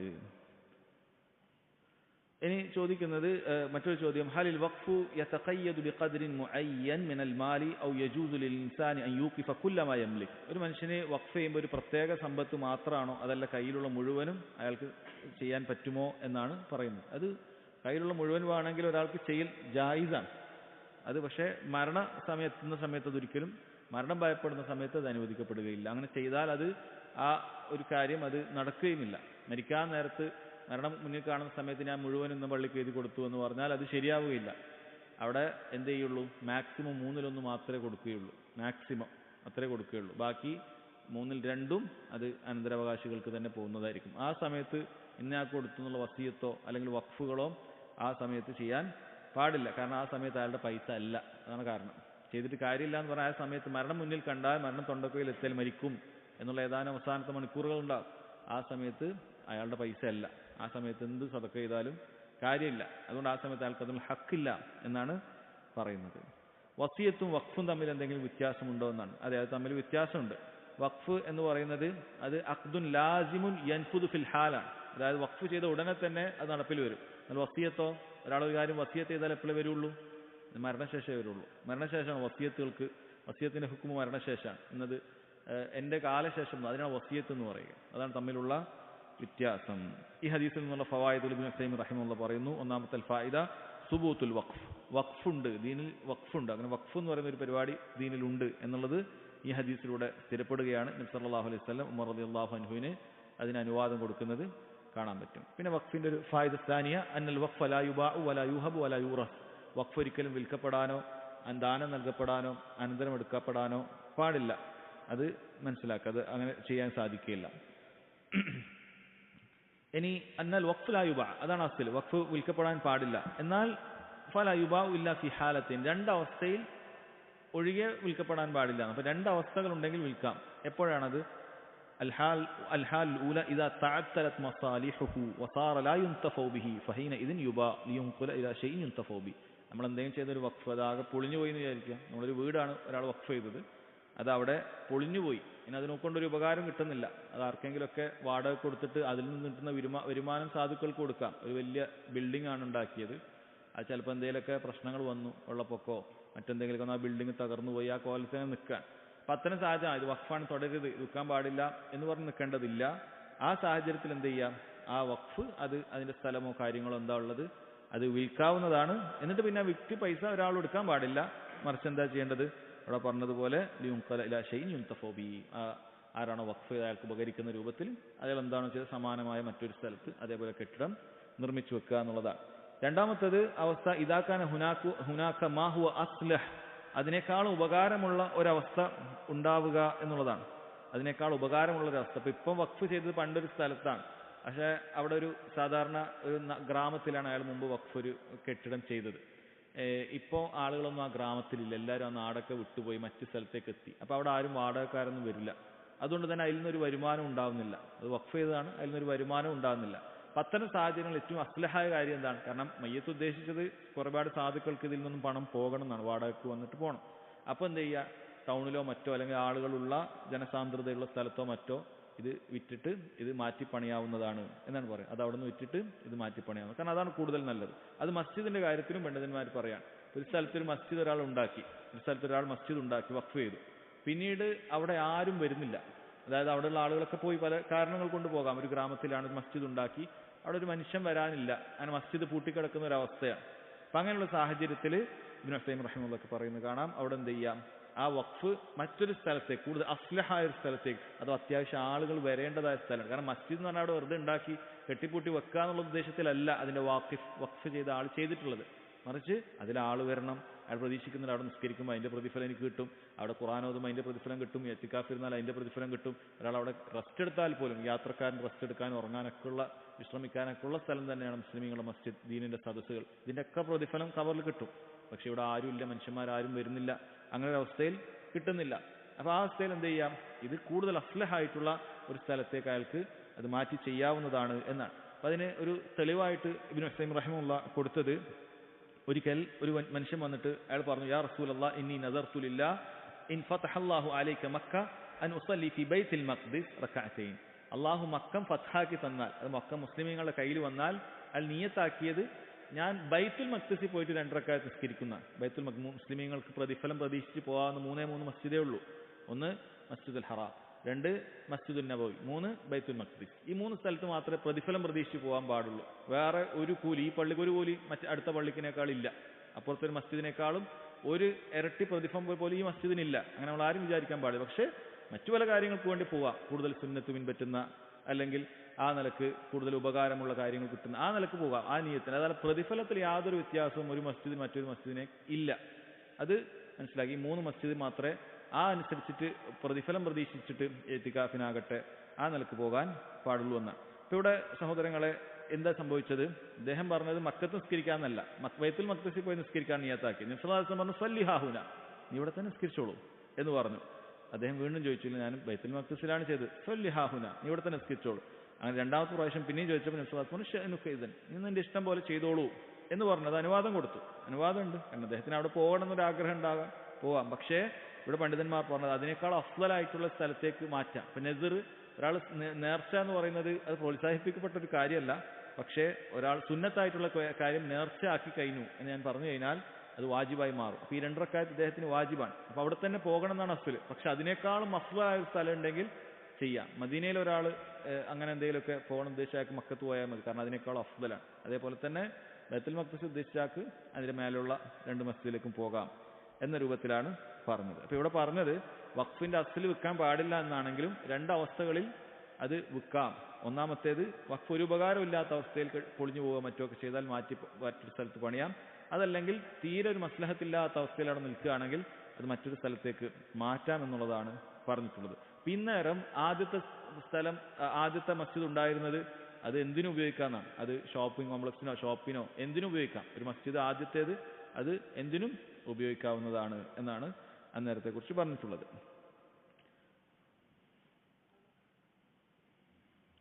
അഞ്ചാമത്തെ ഒരു ഫായിദ, 4ാമത്തെ ഫായിദ സമാനമായതാണ്, അത് വായിക്കുന്നില്ല. 5ാമത്തെ ഫായിദ അന്നഹു ലാ ബുദ്ദ അൻ യകൂന ലിൽ വഖഫി വലിയുൻ, വഖഫിന് എപ്പോഴും ഒരു വലിയനെ അത്യാവശ്യമുണ്ട് എന്നാണ്. ഇവിടെ ഉമർ റളിയല്ലാഹു പറയുന്നുണ്ട്, അതിനൊരു വലിയന്റെ കാര്യം പറയുന്നുണ്ട്. എന്താ പറഞ്ഞത്? ഉമർ ലാ ജുനാഹ അലാമൻ വലിയഹ, അതിനെ ഏറ്റെടുത്തിട്ടുള്ള ഒരാൾക്ക് കുറ്റമില്ല യഅകുല മിൻഹാ ബിൽ മഅറൂഫ്, മാന്യമായി അതിൽ നിന്ന് ഭക്ഷിക്കുന്നത് എന്നൊക്കെ പറയുന്നുണ്ട്. അപ്പോൾ അതിനൊരു വലിയ ആവശ്യമുണ്ട്. കാരണം ഒരാളെ ഏൽപ്പിക്കണം. വഖഫ് എന്ന് പറഞ്ഞാൽ ആരെങ്കിലും വെറുതെ വെച്ചിട്ട് തോന്നിയവർക്കൊക്കെ വന്നിട്ട് ഓരോ കാര്യങ്ങൾ അവിടെ ചെയ്തു പോകാന്നുള്ളതല്ല. വഖഫ് നോക്കാൻ ഒരാളെ നമ്മൾ എന്ത് ഏൽപ്പിക്കണം. ഇവൻ ഞാനിത് വഖഫാക്കിയിട്ടുണ്ട്, അതിനെ നോക്കുന്ന ഒരാളാണ് നീ എന്ന രൂപത്തിൽ എന്ത് ചെയ്യണം, അത് നോക്കി നടത്താൻ ഒരാളെ ഏൽപ്പിക്കേണ്ടതുണ്ട് എന്നാണ് പറയുന്നത്. അപ്പോൾ ആരെ വേണമെങ്കിലും അത് ചെയ്യാം. ഉമർ ബിൻ ഖത്താബ് റളിയല്ലാഹു അൻഹു യഥാർത്ഥത്തിൽ വഖഫ് നോക്കി നടത്താൻ അദ്ദേഹത്തിന്റെ മകളായ ഹഫ്സ റളിയല്ലാഹു അൻഹയാണ് നിശ്ചയിച്ചത് എന്ന് കാണാൻ സാധിക്കും. അതിനുശേഷം അവരുടെ കാലശേഷം ആരാണോ കുടുംബത്തിലെ നല്ല കാര്യങ്ങളൊക്കെ ഉള്ള കാര്യപ്രാപ്തിയൊക്കെ ഉള്ള കാര്യങ്ങൾ തീരുമാനിക്കാനും മറ്റുമൊക്കെ പറ്റുന്ന ആളുകൾ ശേഷം ചെയ്യണം എന്നും പറഞ്ഞത്. ഒന്നുകിൽ അങ്ങനെ മുഅയ്യനായിട്ട് പറയാം, അല്ലെങ്കിൽ വഖഫ് ചെയ്യാം. ഇന്നെന്ന ആൾക്കാരൊക്കെ ചെയ്താൽ മതി എന്ന് പറയാം. നമ്മുടെ കുടുംബത്തിലെ എന്ന ആളുകളൊക്കെ ചെയ്താൽ മതി എന്ന് പറയാം. അല്ലെങ്കിൽ ഒരാൾ മുഅയ്യനായിട്ട് പറയാം. ആ രൂപത്തിൽ ചെയ്യാമെന്നാണ് പറയുന്നത്. മറ്റൊരു ഫായിദ നമ്മൾ നേരത്തെ പറഞ്ഞതാണ്, മുഷാവറയുമായി ബന്ധപ്പെട്ട കാര്യം. അന്നഹു യംബഗി ലിൽ ഇൻസാനി അൻ യുഷാവിറ മൻ ഹുവ അഅലമു മിൻഹു വഅർജഹു മിൻഹു റഅയൻ. നമ്മളെപ്പോഴും ഒരു കാര്യത്തിൽ ഒരു തീരുമാനം എടുക്കുന്ന സമയത്ത് നമ്മളെക്കാൾ അറിവുള്ള, നമ്മളെക്കാളും നല്ല ചിന്താശേഷിയും അഭിപ്രായം പറയാനൊക്കെ കഴിവുള്ള ആളുകളോട് നമ്മളെപ്പോഴും മുഷാവറ നടത്തണമെന്നാണ്. لأن عمر رضي الله عنه استشار النبي صلى الله عليه وسلم ماذا يفعل في هذا الأرض. കാരണം ഉമർ റളിയല്ലാഹു അൻഹു ഈ ഭൂമിയിൽ എന്താ ചെയ്യേണ്ടത് എന്നുള്ള കാര്യം എന്ത് ചെയ്തിട്ടുണ്ട്, നബി സല്ലല്ലാഹു അലൈഹി വസല്ലമയോട് ചോദിക്കുകയാണ് ചെയ്തിട്ടുള്ളത്. ഉമർ റളിയല്ലാഹു അൻഹു അത്രയും കഴിവും അത്രയും ബുദ്ധിയും ഒക്കെ ഉണ്ടായിട്ടും ഉമർ റളിയല്ലാഹു അൻഹുവിന്റെ അഭിപ്രായ പ്രകാരം, ഉമർ റളിയല്ലാഹു അൻഹുവിന്റെ നിർദ്ദേശപ്രകാരം ഉമർ റളിയല്ലാഹു അൻഹു ആഗ്രഹിച്ചതുപോലെ അല്ലാഹു സുബ്ഹാനഹു വ തആല ഖുർആനിൽ ആയത്ത് തന്നെ ഇറക്കിയിട്ടുണ്ട് എന്ന് നമുക്ക് കാണാൻ സാധിക്കും. അത്രയും കഴിവും അത്രയും പറയുന്ന കാര്യം ശരിയാവാനുള്ള സാധ്യതയൊക്കെ ഉള്ള ആൾ തന്നെയാണ് ഉമർ ബിൻ ഖത്താബ് റളിയല്ലാഹു അൻഹു. എന്നിട്ട് പോലും എന്ത് ചെയ്യാണ്, മുഷാവറ ചെയ്യാൻ. അപ്പോൾ എപ്പോഴും അത് ഖൈറായ കാര്യമാണ്. നമ്മൾ ഒറ്റയ്ക്ക് വലിയ വലിയ കാര്യങ്ങൾ, വലിയ വലിയ പ്രൊജക്റ്റ് ഇങ്ങനെ കാര്യങ്ങളൊക്കെ ഇറങ്ങുന്ന സമയത്ത് നമ്മളെക്കാളും അറിവുള്ള നല്ല അഭിപ്രായം പറയാൻ പറ്റുന്ന ആൾക്കാരോട് മുഷാവറ ചെയ്തിട്ട് കാര്യങ്ങൾ ചെയ്യുക, അതിൽ വലിയ ഖൈറുണ്ട്. അല്ലാഹു സുബ്ഹാനഹു വ തആല നബി സല്ലല്ലാഹു അലൈഹി വസല്ലമയോട് തന്നെ മുഷാവറ ചെയ്യാൻ പറയുന്നുണ്ട്. ഫബിമാ റഹ്മത്തിൻ മിനല്ലാഹി ലിൻത ലഹും, നബിയെ അള്ളാഹുവിന്റെ കാരുണ്യം ഒന്നുകൊണ്ട് മാത്രമാണ് അവരോടൊക്കെ വളരെ സോഫ്റ്റ് ആയിട്ട് നിർബന്ധത്തോടു കൂടി താങ്കൾക്ക് പെരുമാറാൻ സാധിച്ചിട്ടുള്ളത്. വലൗ കുൻത ഫദ്ദൻ ഗലീദൽ ഖൽബി ലൻഫദ്ദു മിൻ ഹൗലിക്, താങ്കളെങ്ങാനും പരുഷ സ്വഭാവിയായിട്ടുണ്ടെങ്കിൽ, കടുത്ത ഹൃദയമുള്ള ഒരാളായിട്ടുണ്ടെങ്കിൽ, ലൻഫദ്ദു മിൻ ഹൗലിക്, താങ്കളുടെ ചുറ്റും നിന്നും ആ സ്വഹാബികൾക്ക് പോകുമായിരുന്നു. ഫഅഫു അൻഹും, അതിനാൽ അവർക്ക് മാപ്പാക്കി കൊടുക്കണം. വസ്തഗ്ഫിർ ലഹും, അവർക്ക് പാപമോചനം തേടണം. വശാവിർഹും ഫിൽ അംർ, കാര്യങ്ങളിൽ അവരുമായി കൂടിയാലോചിക്കണം എന്ന് നബി സല്ലല്ലാഹു അലൈഹി വസല്ലമയോട് പറയുമായിരുന്നു. അല്ലാഹു സുബ്ഹാനഹു വ തആല പറയാം. അതുകൊണ്ട് മുഷാവറ എന്ന് പറയുന്നത് അത് ഏറ്റവും ഖൈറായിട്ടുള്ള കാര്യമാണ്. എന്നാൽ ഇവിടെ പറയുന്നുണ്ട് എല്ലാ കാര്യത്തിലും മുഷാവറ ചെയ്യണോ? ഇല്ല. നമുക്ക് സാധാരണ ജീവിതത്തിൽ നമുക്ക് വളരെ വ്യക്തമായിട്ട് അറിയുന്ന ചില കാര്യങ്ങളൊക്കെ ഉണ്ടാവും, അതിനൊക്കെ പോയി മുഷാവറ ചെയ്യേണ്ട ആവശ്യമില്ല. പക്ഷേ ഇങ്ങനെയുള്ള വലിയ വിഷയങ്ങൾ വരുന്ന സമയത്ത് അവിടെ മുഷാവറ ചെയ്യുക എന്നുള്ളത് അത് നല്ല കാര്യമാണ് എന്നാണ് പറയുന്നത്.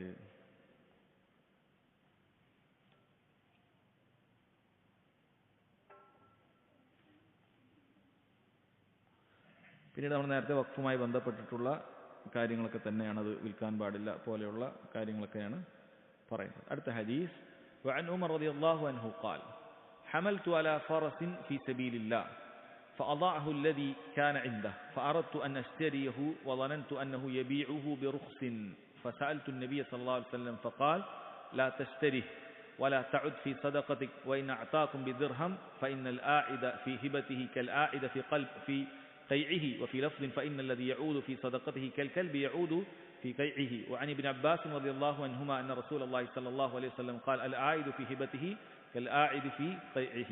ഉമർ റളിയല്ലാഹു അൻഹുവിന്റെ ഹദീസ് രണ്ട് റിവായത്തിലും അബ്ദുല്ലാഹ് ഇബ്നു അബ്ബാസ് റളിയല്ലാഹു അൻഹുമയുടെ ഒരു ഹദീസും ഈ വിഷയത്തിലെല്ലാം സമാനമായ ഒരേ ഒരു ആശയമാണ് കൈകാര്യം ചെയ്യുന്നത്. അഥവാ നമ്മൾ കൊടുത്ത ഒരു കാര്യം, അള്ളാഹുവിന്റെ മാർഗത്തിൽ ചെലവാക്കിയ സദഖ കൊടുത്ത ഒരു കാര്യം, അത് നമ്മൾ തിരിച്ചെടുക്കാൻ പാടില്ല എന്നാണ് പറയുന്നത്. അത് പൈസ കൊടുത്തിട്ടാണെങ്കിൽ പോലും അത് തിരിച്ചു വാങ്ങരുത് എന്നാണ് പറയുന്നത്. എന്താണ് സംഭവം? ഉമർ റളിയല്ലാഹു അൻഹു പറയാണ്, ഹമൽതു അലാ ഫറസിൻ ഫീ സബീലില്ലാഹ് ഐ അഅതൈതു ഫറസൻ റജുലൻ ലിയർകബഹു വയുഖാതില അലൈഹി ഫീ സബീലില്ലാഹ്. ഒരാൾക്ക് ഞാനൊരു കുതിരയെ കൊടുത്തു, എന്താണ് അതിൽ കയറി അള്ളാഹുവിന്റെ മാർഗത്തിൽ യുദ്ധം ചെയ്യാൻ ഈ കുതിര ഉപയോഗിച്ചോളൂ എന്ന രീതിയിൽ എന്ത് ചെയ്യും, മുജാഹിദുകൾക്ക്, യുദ്ധം ചെയ്യുന്ന ആളുകൾക്ക് യുദ്ധം ചെയ്യാം എന്നുള്ള അർത്ഥത്തിൽ കൊടുക്കുകയുണ്ടായി. എന്നാൽ ഈ മനുഷ്യൻ ഈ കുതിരയെ ശരിക്കും നോക്കിയിട്ടൊന്നുമില്ല, അതിനെ എന്താ പറയാ, അതിനെ നഷ്ടപ്പെടുത്തിയ കോലത്തിലേക്കായി, അതിന് വേണ്ട രൂപത്തിൽ കാര്യങ്ങളൊന്നും ചെലവാക്കുകയൊന്നും ചെയ്യുന്നില്ല. അപ്പോൾ ഉമർ റളിയല്ലാഹു അൻഹു വിചാരിച്ചു, എന്താണ് അതിങ്ങനെയാണെങ്കിൽ ഞാൻ തന്നെ അത് തിരിച്ചു വാങ്ങാം എന്ന് വിചാരിച്ചു. അപ്പോൾ പോലും വീണ്ടും ഉമർ റളിയല്ലാഹു അൻഹു എന്ത് ചെയ്യണം, നബി സല്ലല്ലാഹു അലൈഹി വസല്ലമയോട് ഇസ്തിഷാറ ചെയ്യാണ്, ഇതിലും ഇസ്തിഷാറ ചെയ്യാണ്, ഒന്ന് ചോദിക്കുകയാണ്. ഉമർ റളിയല്ലാഹു അൻഹു ചോദിച്ചു, എന്താണ് ചോദിച്ചത്? ഞാനിത് വാങ്ങട്ടെയോ എന്ന് ചോദിച്ചു. അപ്പോൾ അവിടുന്ന് പറഞ്ഞു, ലാ തശ്തരി, ഇത് വാങ്ങരുത്. വല തഉദ് ഫി സദഖതി, നിന്റെ സദഖ ഒരിക്കലും മടക്കിയെടുക്കരുത്. വൈന അതാകും ബിദിർഹം, അത് ദിർഹം നീ കൊടുത്തിട്ടാണെങ്കിലും ശരി, പണം കൊടുത്തിട്ടാണെങ്കിലും ശരി, അത് വാങ്ങരുത്. എന്നിട്ടൊരു ഉപമയും പറഞ്ഞു കൊടുത്തു, ഫഇന്നൽ ആഇദ ഫി ഹിബതിഹി കൽ ആഇദ ഫി ഖൈഇഹി. ഹിബത്ത് കൊടുത്ത്, സമ്മാനം കൊടുത്ത് അത് തിരിച്ചു വാങ്ങുന്നവൻ എന്ന് പറയുന്നവൻ ഛർദ്ദിച്ചിട്ട് അത് തിരിച്ചെടുക്കുന്നവനെ പോലെയാണ്, വീണ്ടും തിന്നുന്ന ഒരുവനെ പോലെയാണ് എന്ന് നബി സല്ലല്ലാഹു അലൈഹി വസല്ലം പറഞ്ഞു കൊടുക്കുകയാണ്. വേറെ ചില റിവായത്തിൽ പറഞ്ഞത് ഫഇന്നല്ലദി യഊദു ഫി സദഖതിഹി കൽ കൽബി യഊദു ഫി ഖൈഇഹി. ഒരാൾ കൊടുത്ത ദാനം തിരിച്ചെടുക്കുക എന്ന് പറയുന്നത് അത് നായ ഛർദിൽ അത് വീണ്ടും തിന്നു, അതുപോലെയാണ്. അത്രയും മ്ലേച്ഛമായ കാര്യമാണ്. ഛർദ്ദിച്ചിട്ട് അത് പിന്നെയും വിശക്കുന്ന സമയത്ത് അത് തന്നെ അത് പിന്നെയും തിന്നു, നായകൾ അങ്ങനെയൊക്കെ ചെയ്യും, അതേപോലെയാണ് എന്നാണ് പറഞ്ഞിട്ടുള്ളത്. ഇബ്നു അബ്ബാസ് റളിയല്ലാഹു അൻഹുവിന്റെ റിവായത്തിലും അത് തന്നെ വന്നത്, അൽ ആഇദു ഫി ഹിബതിഹി കൽ ആഇദു ഫി ഖൈഇഹി. ഒരാൾ താൻ കൊടുത്ത സമ്മാനം തിരിച്ചെടുക്കുക എന്ന് പറയുന്നത് ഛർദിൽ തിരിച്ചെടുക്കുന്നതിന് തുല്യമാണ് എന്നാണ് പറയുന്നത്. അപ്പോൾ ഇതിൽ നിന്നും മനസ്സിലാക്കേണ്ട കാര്യം എന്താണ്, നമ്മൾ സമ്മാനം മറ്റുമൊക്കെ എന്തെങ്കിലുമൊക്കെ അള്ളാഹുവിന്റെ മാർഗത്തിൽ കൊടുത്തു എന്തെങ്കിലുമൊക്കെ ചെയ്തു കഴിഞ്ഞാൽ, ഇപ്പോൾ തൊട്ടുമുമ്പിൽ വഖഫിന്റെ കാര്യം പറഞ്ഞു, ഇനിയിപ്പോൾ സദഖയുടെ കാര്യം പറഞ്ഞു, ഇതൊക്കെ ചെയ്തു കഴിഞ്ഞാൽ നമ്മൾ ഒരിക്കലും പിന്നീട് തിരിച്ചു വാങ്ങാൻ പാടില്ല. അത് പൈസ കൊടുത്തിട്ടാണെങ്കിൽ പോലും അത് വാങ്ങരുത് എന്നാണ് പറയുന്നത്. പൈസ കൊടുത്തിട്ടാണെങ്കിൽ പോലും അത് വാങ്ങാൻ പാടില്ല. അത് പ്രത്യേകം ശ്രദ്ധിക്കേണ്ട, അതൊരു മോശപ്പെട്ട കാര്യമായിട്ടാണ് പറയുന്നത്. അടുത്ത ഹദീസ്, അൻ നുഅ്മാൻ ഇബ്നു ബശീർ റളിയല്ലാഹു അൻഹുമാ النعمان بن بشير رضي الله عنهما قال تصدق علي أبي ببعض ماله فقالت أمي أمرة بن رواحة لا أرضى حتى تشهد رسول الله صلى الله عليه وسلم فانطلق أبي إلى رسول الله صلى الله عليه وسلم ليشهده على صدقتي فقال له رسول الله صلى الله عليه وسلم أفعلت هذا بولدك كلهم؟ قال لا. قال اتقوا الله واعدلوا بين أولادكم فرجع أبي فرد تلك الصدقة. وفي لفظ قال لا تشهدني إذن فإني لا أشهد على جور وفي لفظ فأشهد على هذا غيري. ഇവിടെ വിഷയം എന്താണെന്ന് വെച്ച് കഴിഞ്ഞാൽ, സന്താനങ്ങൾക്ക്, മക്കൾക്ക് ദാനം കൊടുക്കുന്ന സമയത്ത്, അതിൽ വലിയ ദാനങ്ങളൊക്കെ ആകുന്ന സമയത്ത് അതിലോടുകൂടി, ഇസ്ലാമിക നീതിയോടുകൂടി മാത്രമേ കൊടുക്കാവൂ എന്നുള്ളതാണ് വിഷയം. ഹദീസ് റിവായത്ത് ചെയ്യുന്നത് അൻ നുഅ്മാൻ ഇബ്നു ബശീർ റളിയല്ലാഹു അൻഹുമയാണ്. രണ്ടുപേരും സ്വഹാബികളാണ്, അതുകൊണ്ടാണ് റളിയല്ലാഹു അൻഹുമ എന്ന് പറയാം. അപ്പോൾ അവിടെ എന്താണ് പറഞ്ഞത്? തസദ്ദഖ അലയ്യ അബി, എൻ്റെ ഉപ്പ ബഷീർ എനിക്ക് എന്ത് ചെയ്തു? എൻ്റെ ഉപ്പ ബഷീർ എനിക്ക് സദഖ നൽകി, എനിക്കൊരു ദാനം നൽകി. ബിബഅദി മാലിഹി, സമ്പത്തിലൊരു ഭാഗം എനിക്ക് നൽകി. അതൊരു സ്ഥലമായിരുന്നു എന്നൊക്കെ നമുക്ക് വേറെ കാണാൻ പറ്റും. അപ്പോൾ ഇത് കൊടുത്തറിഞ്ഞപ്പോൾ ഫഖാലത്ത് ഉമ്മ പറഞ്ഞു, ഉമ്മയുടെ പേര് അമ്റത്ത് ബിനു റവാഹ എന്നാണ്. അവർ പറഞ്ഞു, ലാ അർള, ഇതിലെനിക്ക് തൃപ്തിയില്ല, ഞാൻ തൃപ്തിപ്പെടുന്നില്ല. ഹത്ത തുഷ്ഹിദ റസൂലുള്ളാഹി സ്വല്ലല്ലാഹു അലൈഹി വസല്ലം, റസൂലുള്ളാഹിനെ കൊണ്ട് ഇതൊന്ന് സാക്ഷി പറയണം. അതായത് അവർക്ക് ഇതിങ്ങനെ കൊടുക്കുന്നത് ശരിയാണോ എന്നൊരു സംശയം. അതുകൊണ്ട് റസൂലുള്ളാഹി ഇതിനൊരു സാക്ഷി പറയട്ടെ, റസൂലുള്ളാഹിനോട് പറയണം ഇങ്ങനെ കൊടുത്തിട്ടുണ്ട്, റസൂലുള്ളാഹിനൊരു സാക്ഷിയാകട്ടെ എന്ന് പറഞ്ഞു. ഫൻതലഖ അബീ ഇലാ റസൂലുള്ളാഹി സ്വല്ലല്ലാഹു അലൈഹി വസല്ലം, ഉപ്പ റസൂലുള്ളാഹി സ്വല്ലല്ലാഹു അലൈഹി വസല്ലമയുടെ അടുക്കലേക്ക് പുറപ്പെട്ടു. ലിയുഷ്ഹിദഹു അലാ സദഖത്തി, എനിക്ക് കൊടുത്ത സദഖയുടെ വിഷയത്തിൽ അവിടത്തേക്ക് സാക്ഷിയാകാൻ. ഫഖാല റസൂൽ സ്വല്ലല്ലാഹു അലൈഹി വസല്ലം, റസൂലുള്ളാഹി സ്വല്ലല്ലാഹു അലൈഹി വസല്ലം പറഞ്ഞു, അഫഅൽത ഹാദാ ബിവലദിക കുല്ലിഹിം, മക്കൾക്ക് എല്ലാവർക്കും ഇതേപോലെ സദഖ കൊടുത്തിട്ടുണ്ടോ? ഖാല ലാ, കൊടുത്തിട്ടില്ല എന്ന് പറഞ്ഞു. ഖാൽ ഇത്തഖുല്ലാഹ്, അല്ലാഹുവിനെ സൂക്ഷിക്കണം, വഅദിലു ബൈന ഔലാദിക്കും, മക്കൾക്കിടയിൽ നീതി കാണിക്കണം എന്ന് നബി സല്ലല്ലാഹു അലൈഹി വസല്ലം താക്കീത് ചെയ്തു. ഫറജഅ ബി, ഉപ്പ മടങ്ങി. ഫറദ്ദത്തിൽ കസദഖ, ഈ സദഖ ഉപ്പ തിരിച്ചു വാങ്ങി എന്ന് കാണാൻ സാധിക്കും. വേറെ ചില റിവായത്തിൽ സ്വലാസ്ലം പറഞ്ഞത് ലാ തുഷ്ഹിദ്നി ഈദൻ, എങ്കിൽ നിങ്ങൾ എന്നെ സാക്ഷിയാക്കേണ്ടതില്ല എന്നാ പറഞ്ഞത്. കാരണം ഫൈനി ലാ അഷ്ഹദു അലാ ജൗർ, ഒരു അനീതിക്ക് ഞാൻ സാക്ഷിയാവുകയില്ല, ഒരു അക്രമത്തിന് ഞാൻ സാക്ഷിയാവുകയില്ല എന്ന് നബി സല്ലല്ലാഹു അലൈഹി വസല്ലം പറയാണ്. വേറെ ചില റിവായത്തിൽ പറഞ്ഞത് ഫഷിദ് അലാ ഹാദ ഗൈരി, മറ്റാരെങ്കിലൊക്കെ സാക്ഷിയായിക്കോൾ എന്ന് പറഞ്ഞാൽ അത് നീരസം കാണിക്കാൻ, മറ്റാരെങ്കിലും സാക്ഷിയാക്കി എനിക്ക് പറ്റൂല എന്നുള്ള നിലക്ക് നബി സല്ലല്ലാഹു അലൈഹി വസല്ലം പറഞ്ഞിട്ടുണ്ട് എന്നാണ് പറയുന്നത്. അതുകൊണ്ട് തന്നെ സഹോദരങ്ങളെ, ഇവിടെ പണ്ഡിതന്മാർ പറഞ്ഞിട്ടുള്ളത് ഇസ്ലാമിക നീതി അനുസരിച്ചിട്ടാണ് ഇത് കൊടുക്കേണ്ടത് എന്നാണ്. മക്കൾക്ക് ദാനം നൽകുന്നതുമായി ബന്ധപ്പെട്ടുള്ള വിഷയമാണ്. അപ്പോൾ ഇവിടെ ദാനം കൊടുക്കുന്ന സമയത്ത് ഒരാൾക്ക് കൊടുക്കുക, മറ്റൊരാൾക്ക് കൊടുക്കാതിരിക്കുക, ഇത് പാടില്ലാത്ത കാര്യമാണ്. മക്കളോടുള്ള മോശം തർബീയത്തിന്റെ ഉദാഹരണമായി പണ്ഡിതന്മാർ എണ്ണി പറയുന്ന കാര്യമാണ്. ചില മക്കൾ ചിലപ്പോൾ മോശമായി പോകാൻ ഇത് കാരണമാകും. ഒരാൾക്ക് നന്നായി കൊടുക്കുക, മറ്റേ കൊടുക്കാതിരിക്കുക. കാരണം ഇത് മാതാപിതാക്കളോട് അകൽച്ച മക്കൾക്കുണ്ടാകും. മക്കൾക്ക് മാതാപിതാക്കളോട് അകൽച്ച ഉണ്ടായിക്കഴിഞ്ഞാൽ അവർ മാതാപിതാക്കൾ അനുസരിക്കുന്നതിൽ അവർ മാറി നിൽക്കും, അനുസരണ ഇല്ലാതായി പോകും. അത് അവരെ കൂടുതൽ മോശത്തിലേക്ക് എത്തിക്കാനൊക്കെ സാധ്യതയുണ്ട്. അതുകൊണ്ട് നല്ല തർബിയത്ത് ഉദ്ദേശിക്കുന്ന ആളുകൾ മക്കളെ ഒരേപോലെ ഇസ്ലാമിക നീതിയോടുകൂടി വർത്തിക്കുക എന്നാണ്. ഇവിടെ സഹോദരങ്ങളെ പ്രത്യേകം മനസ്സിലാക്കേണ്ടത്, ഇസ്ലാമിന്റെ നീതി എന്ന് പറയുന്നത് എന്താണ്? ഇസ്ലാമിന്റെ നീതി എന്ന് പറയുന്നത് ഇക്വാലിറ്റി അല്ല, തുല്യത അല്ല. മറിച്ച് കൊടുക്കുന്ന സമയത്ത് വലിയ ഓഹരികളാണ് കൊടുക്കുന്നതെങ്കിൽ പ്രത്യേകിച്ചും പണ്ഡിതന്മാരതിന് ചെറിയ ചെറിയ സമ്മാനങ്ങളൊക്കെ മാറ്റി നിർത്തിയിട്ടുണ്ട്.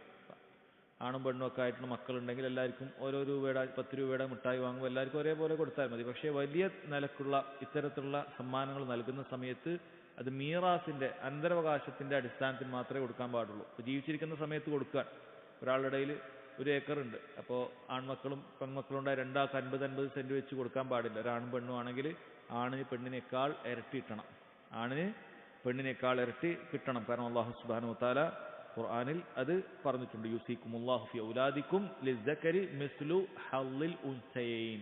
അല്ലാഹു സുബ്ഹാനഹു വ തആല മക്കളുടെ വിഷയത്തിൽ നിങ്ങൾക്ക് വസിയത്ത് നൽകുന്നു, ഒരാണിന് 2 പെണ്ണിന്റെ ഓഹരിയാണുള്ളത് എന്നാണ് പറഞ്ഞിട്ടുള്ളത്. അപ്പോൾ ആണിന് പെണ്ണിനേക്കാൾ ഇരട്ടിയായിരിക്കും കിട്ടുക. അതാണ് തുല്യത. ഇന്ന് കാലത്ത് ചില ആളുകൾ ഇതല്ല ഒരേപോലെ കിട്ടണം എന്ന് പറഞ്ഞിട്ട് കോടതി കയറുന്ന ആൾക്കാരുണ്ട്. ഒരേപോലെ കിട്ടണം എന്നൊരു കോടതി കയറുന്ന ആൾക്കാരുണ്ട്. വളരെ ഗൗരവമുള്ള കാര്യമാണ്. അല്ലാഹു സുബ്ഹാനഹു വ തആല നിയമത്തിനെതിരെയാണ് അവർ പോരാടുന്നത്, അതല്ലാതെ നാട്ടിലേതെങ്കിലുമൊക്കെ നിയമത്തിനെതിരല്ല. എന്നിട്ട് അതിനുവേണ്ടി വാദിക്കുന്ന ആൾക്കാരെ കാണാൻ പറ്റും. എല്ലാവർക്കും ഒരേപോലെ ഇസ്ലാമിന് ശരിയായ രൂപത്തിൽ പഠിച്ചു കഴിഞ്ഞാൽ ഇതിന്റെ മസ്ലഹത്ത് എന്താണെന്നുള്ളത് വളരെ വ്യക്തമായി മനസ്സിലാക്കാൻ പറ്റുന്ന കാര്യമാണ്, വേറെ വിശദീകരിക്കേണ്ട കാര്യമാണ്. ഇവിടെ സഹോദരങ്ങളെ അതാണ് ഉദ്ദേശിക്കുന്നത്, ഇസ്ലാമികമായ നീതി കൊടുക്കാന്ന്. ഇവിടെ വേറെ ആർക്കും കൊടുത്തിട്ടില്ല എന്ന് പറഞ്ഞു, അതുകൊണ്ട് സംശയമില്ല. അവിടെ നുഅ്മാൻ ബിൻ ബഷീർ റളിയല്ലാഹു അൻഹുക്ക് മാത്രമേ കൊടുത്തിട്ടുള്ളൂ, വേറൊരാൾക്കും കൊടുത്തിട്ടില്ല എന്ന് പറഞ്ഞതുകൊണ്ടാണ് നബി സല്ലല്ലാഹു അലൈഹി വസല്ലം, കാരണം വലിയൊരു സ്ഥലമാണ് കൊടുത്തത്, വലിയൊരു ഒരു സ്ഥലമാണ് അദ്ദേഹം കൊടുത്തത് എന്ന് കാണാൻ പറ്റും. അപ്പം അത് ശരിയല്ല, എല്ലാവർക്കും തുല്യമായി കൊടുക്കണം. ഇത് അനീതിയാണ്. അത് മക്കൾ എത്ര നല്ലവരാണെങ്കിൽ ശരി, ഒരാളെ നമുക്ക് കൂടുതൽ ഇഷ്ടമാണെങ്കിലും ശരി, അങ്ങനെ ചെയ്യാൻ പാടില്ല. ചില മാതാപിതാക്കൾ വിവരമില്ലാതെ ചെയ്യുന്ന കാര്യമാണ്. ഇതിൽ നിന്നുള്ള ഫായിദകൾ ഒന്ന്, വഹിയ മഖ്സൂദുൽ ഹദീസ്, അതിന്റെ പ്രധാനപ്പെട്ട ഉദ്ദേശം തന്നെയാണ് ഒന്നാമത്തെ ഫായിദ. അൻഹു ലാ യജൂസു തഫ്ളീലു ഫിൽ അത്തിയത്തി ബൈനൽ ഔലാദ്. മക്കൾക്ക് സമ്മാനം കൊടുക്കുമ്പോൾ അവിടെ ഒരാൾക്ക് ഒരാളെക്കാൾ കൂടുതൽ കൊടുക്കൽ അനുവദനീയമല്ല. ബൽ യജിബു അൻ യുഅ്തു ബിൽ അദ്ലി ലിസ്സകരി മിസ്ലു ഹദ്ദിൽ ഉൻസൈൻ. ഒരു അതിലോടുകൂടി നീതിയോട് കൊടുക്കണം, പുരുഷന് സ്ത്രീയേക്കാൾ ഇരട്ടി, ആ നിലക്കുള്ള നീതിയോടുകൂടി കൊടുക്കണം. ഇവിടെ പണ്ഡിതന്മാർ പറയുന്നത് ഹാദാ ബിൻ ഇബ്നു സൈം റഹിമഹുല്ലാഹി പറയാണ്, ഹാദാ ബിൻ നിസ്ബത്തി ലിൽ അത്തിയത്തി അല്ലതി ഹിയ തബറു. നമ്മളിങ്ങനെ തബറു ആയിട്ട് സമ്മാനമായിട്ടൊക്കെ കൊടുക്കാൻ, അതായത് നമ്മൾ തബറു ആയിട്ട് പ്രത്യേക ആവശ്യമൊന്നുമില്ലാതെ നമ്മൾ കൊടുക്കുന്ന സമയത്താണ് ഇത്. എന്നാൽ അമ്മ ബിൻ നിസ്ബത്തി ലി ഇഅ്താഇൽ വാജിബ് ഫിൻ നഫഖ, എന്നാൽ ഒരാൾക്ക് ചെലവിന് കൊടുക്കുക, അത് മക്കൾക്ക് ഓരോരുത്തർക്കും ചെലവുണ്ടാവുമല്ലോ, ചെലവിന് കൊടുക്കുന്ന സമയത്ത് ഫൈനൽ അദ്ല ഫിൽ ഔലാദി അൻ യുഅ്തിയ കുല്ല വാഹിദിൻ മാ യഹ്താജു ഇലൈഹി. ഓരോരുത്തർക്കും എന്താണോ ആവശ്യം അതനുസരിച്ച് കൊടുക്കുക എന്നുള്ളതാണ്. ഇപ്പോൾ ഒരാൾക്ക് ഒരു ഹോസ്പിറ്റൽ കേസ് ഉണ്ട്, ഒരു കുട്ടിക്ക് അപ്പോൾ അവന് ഹോസ്പിറ്റൽ കേസിൽ പോകാൻ വേണ്ടി ചിലപ്പോൾ 1 ലക്ഷം രൂപ ചിലവാക്കേണ്ടി വരും. അത് ജസ്റ്റ് ഇവന് 1 ലക്ഷം രൂപ എഴുതി കൊടുക്കണം എന്നാണ്, അല്ലെങ്കിൽ 1 ലക്ഷം ഇവന് അപ്പം തന്നെ കൊടുക്കണം എന്നാണ്. ഇവനിപ്പോൾ അവിടെ ഹോസ്പിറ്റലിൽ പോയി 1 ലക്ഷം ചിലവായി, മറ്റേ മോനൊന്ന് രോഗമൊന്നും വന്നു, അവന് 1 ലക്ഷം കൊടുക്കണം എന്നാണ്. അല്ല, അവിടെ കൊണ്ട് ഉദ്ദേശിക്കുന്നത് എന്താണ്? അത് തബറു ആയിട്ട് സമ്മാനമായിട്ട് കൊടുക്കുമ്പോഴാണ് ഒരേപോലെ കൊടുക്കേണ്ടത്. ആവശ്യത്തിന് ഓരോരുത്തർക്ക്, ഒരു മോൻ വലുതാണ്, അവന് കുറേ ചോറ് കൊടുക്കണം, മറ്റേ ആൾക്ക് ചെറിയ എന്തെങ്കിലും കൊടുത്താൽ മതി. അപ്പോൾ അതിൽ ഓരോരുത്തർക്ക് ആവശ്യമുള്ളത് എന്താണോ അതാണ് കൊടുക്കൽ. ഇബ്നു ഉസൈമീൻ റഹിമഹുല്ലാ ഇത് രണ്ടും വേർതിരിക്കുന്നതിന് വേണ്ടി കുറേ ഉദാഹരണങ്ങൾ ഇങ്ങനെ പറയുന്നുണ്ട്. നിങ്ങൾ യാത്രയിൽ വന്നു, അപ്പോൾ എല്ലാവർക്കും വ്യത്യസ്ത രൂപങ്ങൾ സമ്മാനം കൊടുക്കുകയാണെങ്കിൽ അത് ശരിയല്ല. വ്യത്യസ്ത രൂപങ്ങൾ ഇപ്പോൾ എല്ലാവർക്കും എന്തെങ്കിലും കൊടുക്കുമ്പോൾ അത് ഒരേപോലെയൊക്കെ അത് കൊടുക്കണം. ഒരാൾക്ക് കുറച്ച് കൊടുക്കുക, ഒരാൾക്ക് കൂടുതൽ കൊടുക്കുക, അത് ശരിയല്ല.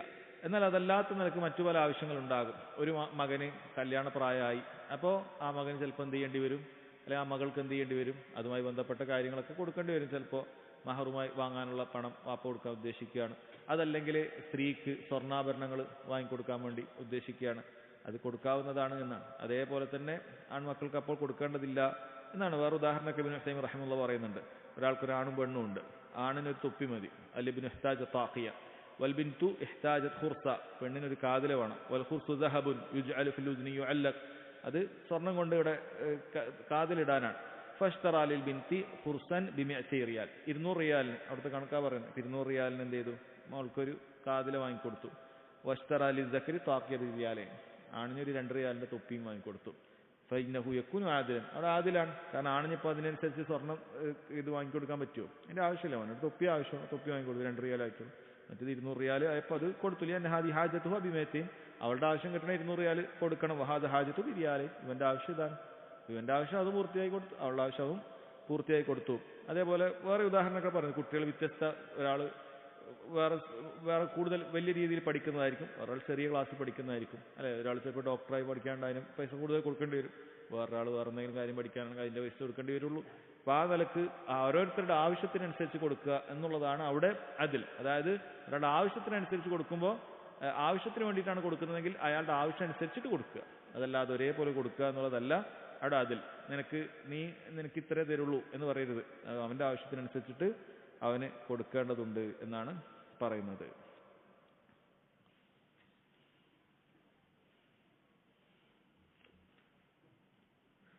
الفائدة الثانية أنه ربما يكون عند المرأة من الرأي ما ليس عند الرجل. ചില സമയത്ത് പുരുഷന്മാർക്കില്ലാത്തതായ ചില നല്ല അഭിപ്രായങ്ങളൊക്കെ സ്ത്രീകൾക്ക് ഉണ്ടാകാം. അതിന് തെളിവുണ്ട്. എന്താണ് തെളിവ്? لأن أم النعمان رضي الله عنها هي التي أشارت على زوجها بشير بن سعد أن يشهد النبي صلى الله عليه وسلم وذلك من أجل تثبيت العطية. അവിടെ നുഅ്മാൻ ബിൻ ബഷീർ റളിയല്ലാഹു അൻഹുവിന്റെ ഉമ്മയാണ് യഥാർത്ഥത്തിൽ എന്ത് ചെയ്യുന്നത്, നബി സല്ലല്ലാഹു അലൈഹി വസല്ലം അടുക്കലേക്ക് പോയി എന്ന് പറയും. എന്നിട്ടാണ് ആ കാര്യത്തിന് തീരുമാനമായത്. അപ്പോൾ ചില കാര്യങ്ങൾ നമ്മൾ, സ്ത്രീകളുടെ അഭിപ്രായങ്ങൾ എപ്പോഴും തെറ്റായിരിക്കും, അല്ലെങ്കിൽ സ്ത്രീകളുടെ അഭിപ്രായം നമ്മൾ പരിഗണിക്കേണ്ടതില്ല എന്ന് നമ്മൾ ഒരിക്കലും ചിന്തിക്കേണ്ടതില്ല. മറിച്ച് സ്ത്രീകളുടെ ചില അഭിപ്രായങ്ങൾ, നല്ല അഭിപ്രായങ്ങൾ അവർക്കുണ്ടാകാം, അപ്പം അത് നല്ലതാണെങ്കിൽ സ്വീകരിക്കേണ്ടതുണ്ട് എന്നാണ് പറയുന്നത്. അവിടെ ഇബ്നു ഉസൈമീൻ റഹിമഹുല്ലാ വേറൊരു ചോദ്യം അതിൻ്റെ ഇടയിൽ, വലാകിൻ ഹൽ ഫദ്ലു ഇംറഅത്തിൻ മിനൻ നിസാഇ അലാ റജുലിൻ മിനർ റിജാലി യഖ്തലി അൻ യകൂന ജിൻസുൻ നിസാഇ അഫ്ളല മിൻ ജിൻസിർ റിജാൽ. ആണും പെണ്ണും ഒക്കെ ഒരു സ്ത്രീക്ക് ഇപ്പോൾ നല്ല ബുദ്ധി പറഞ്ഞല്ലോ, അപ്പോൾ ആ കാരണത്താൽ അത് പുരുഷന്മാരെക്കാളും അഫ്ളലാണ് എന്ന് പറയാൻ പറ്റുമോ? സ്ത്രീ പുരുഷന്മാരെക്കാളും അഫ്ളലാണ് എന്ന് പറയാൻ പറ്റുമോ? ഇല്ല.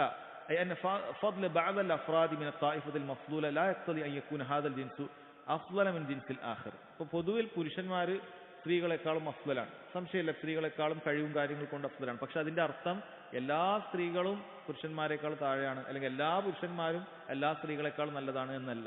അതായത് മഫ്ളൂലായ ആളുകൾക്കിടയിൽ തന്നെ, ഫദ്ല് കുറഞ്ഞ ആളുകൾക്കിടയിൽ തന്നെ എന്ത് ചെയ്യും, അവരിൽ ഇവരെക്കാളും കൂടുതൽ ഖൈറുള്ള ആളുകളുണ്ടാകും, അല്ലെങ്കിൽ കൂടുതൽ നന്മയുള്ള ആളുകളുണ്ടാകും എന്നാണ് പറയുന്നത്. അപ്പം അങ്ങനെ ഉണ്ടാവാം. അതല്ല എല്ലാ സ്ത്രീകൾക്കും ഒരേപോലെ ഫദ്ല് കുറവ് എന്നല്ല, ചില സ്ത്രീകൾക്ക് ഒരുപാട് പുരുഷന്മാരെക്കാളും ഫദ്ലുള്ള സ്ത്രീകൾ ഉണ്ടാകും എന്നാണ് പറയുന്നത്.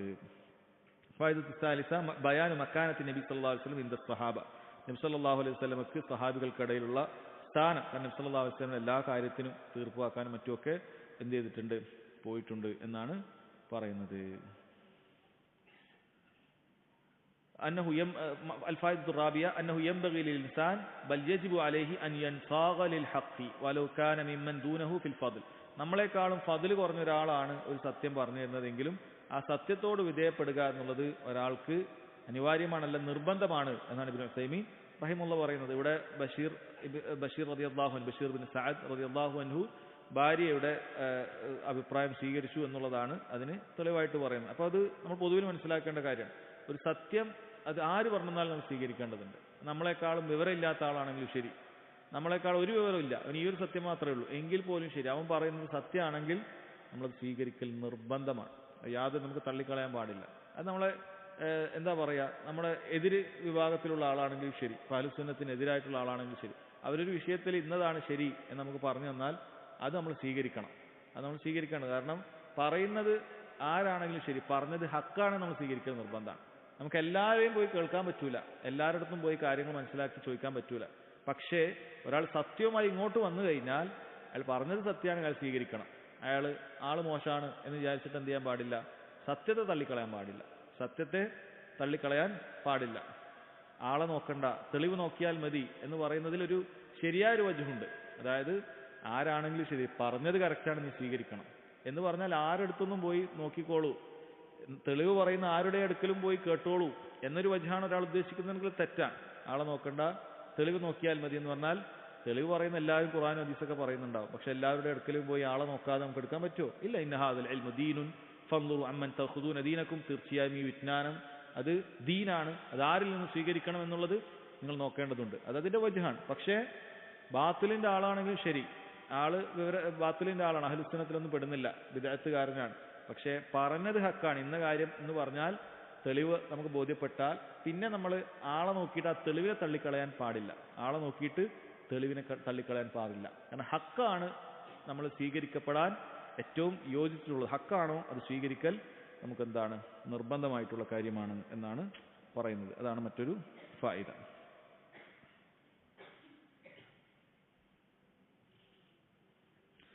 الفائدة الخامسة أنه لا ينبغي للإنسان أن يحكم فيما يحتاج إلى تفصيل إلا بعد التفصيل لئلا يقع في خطأ.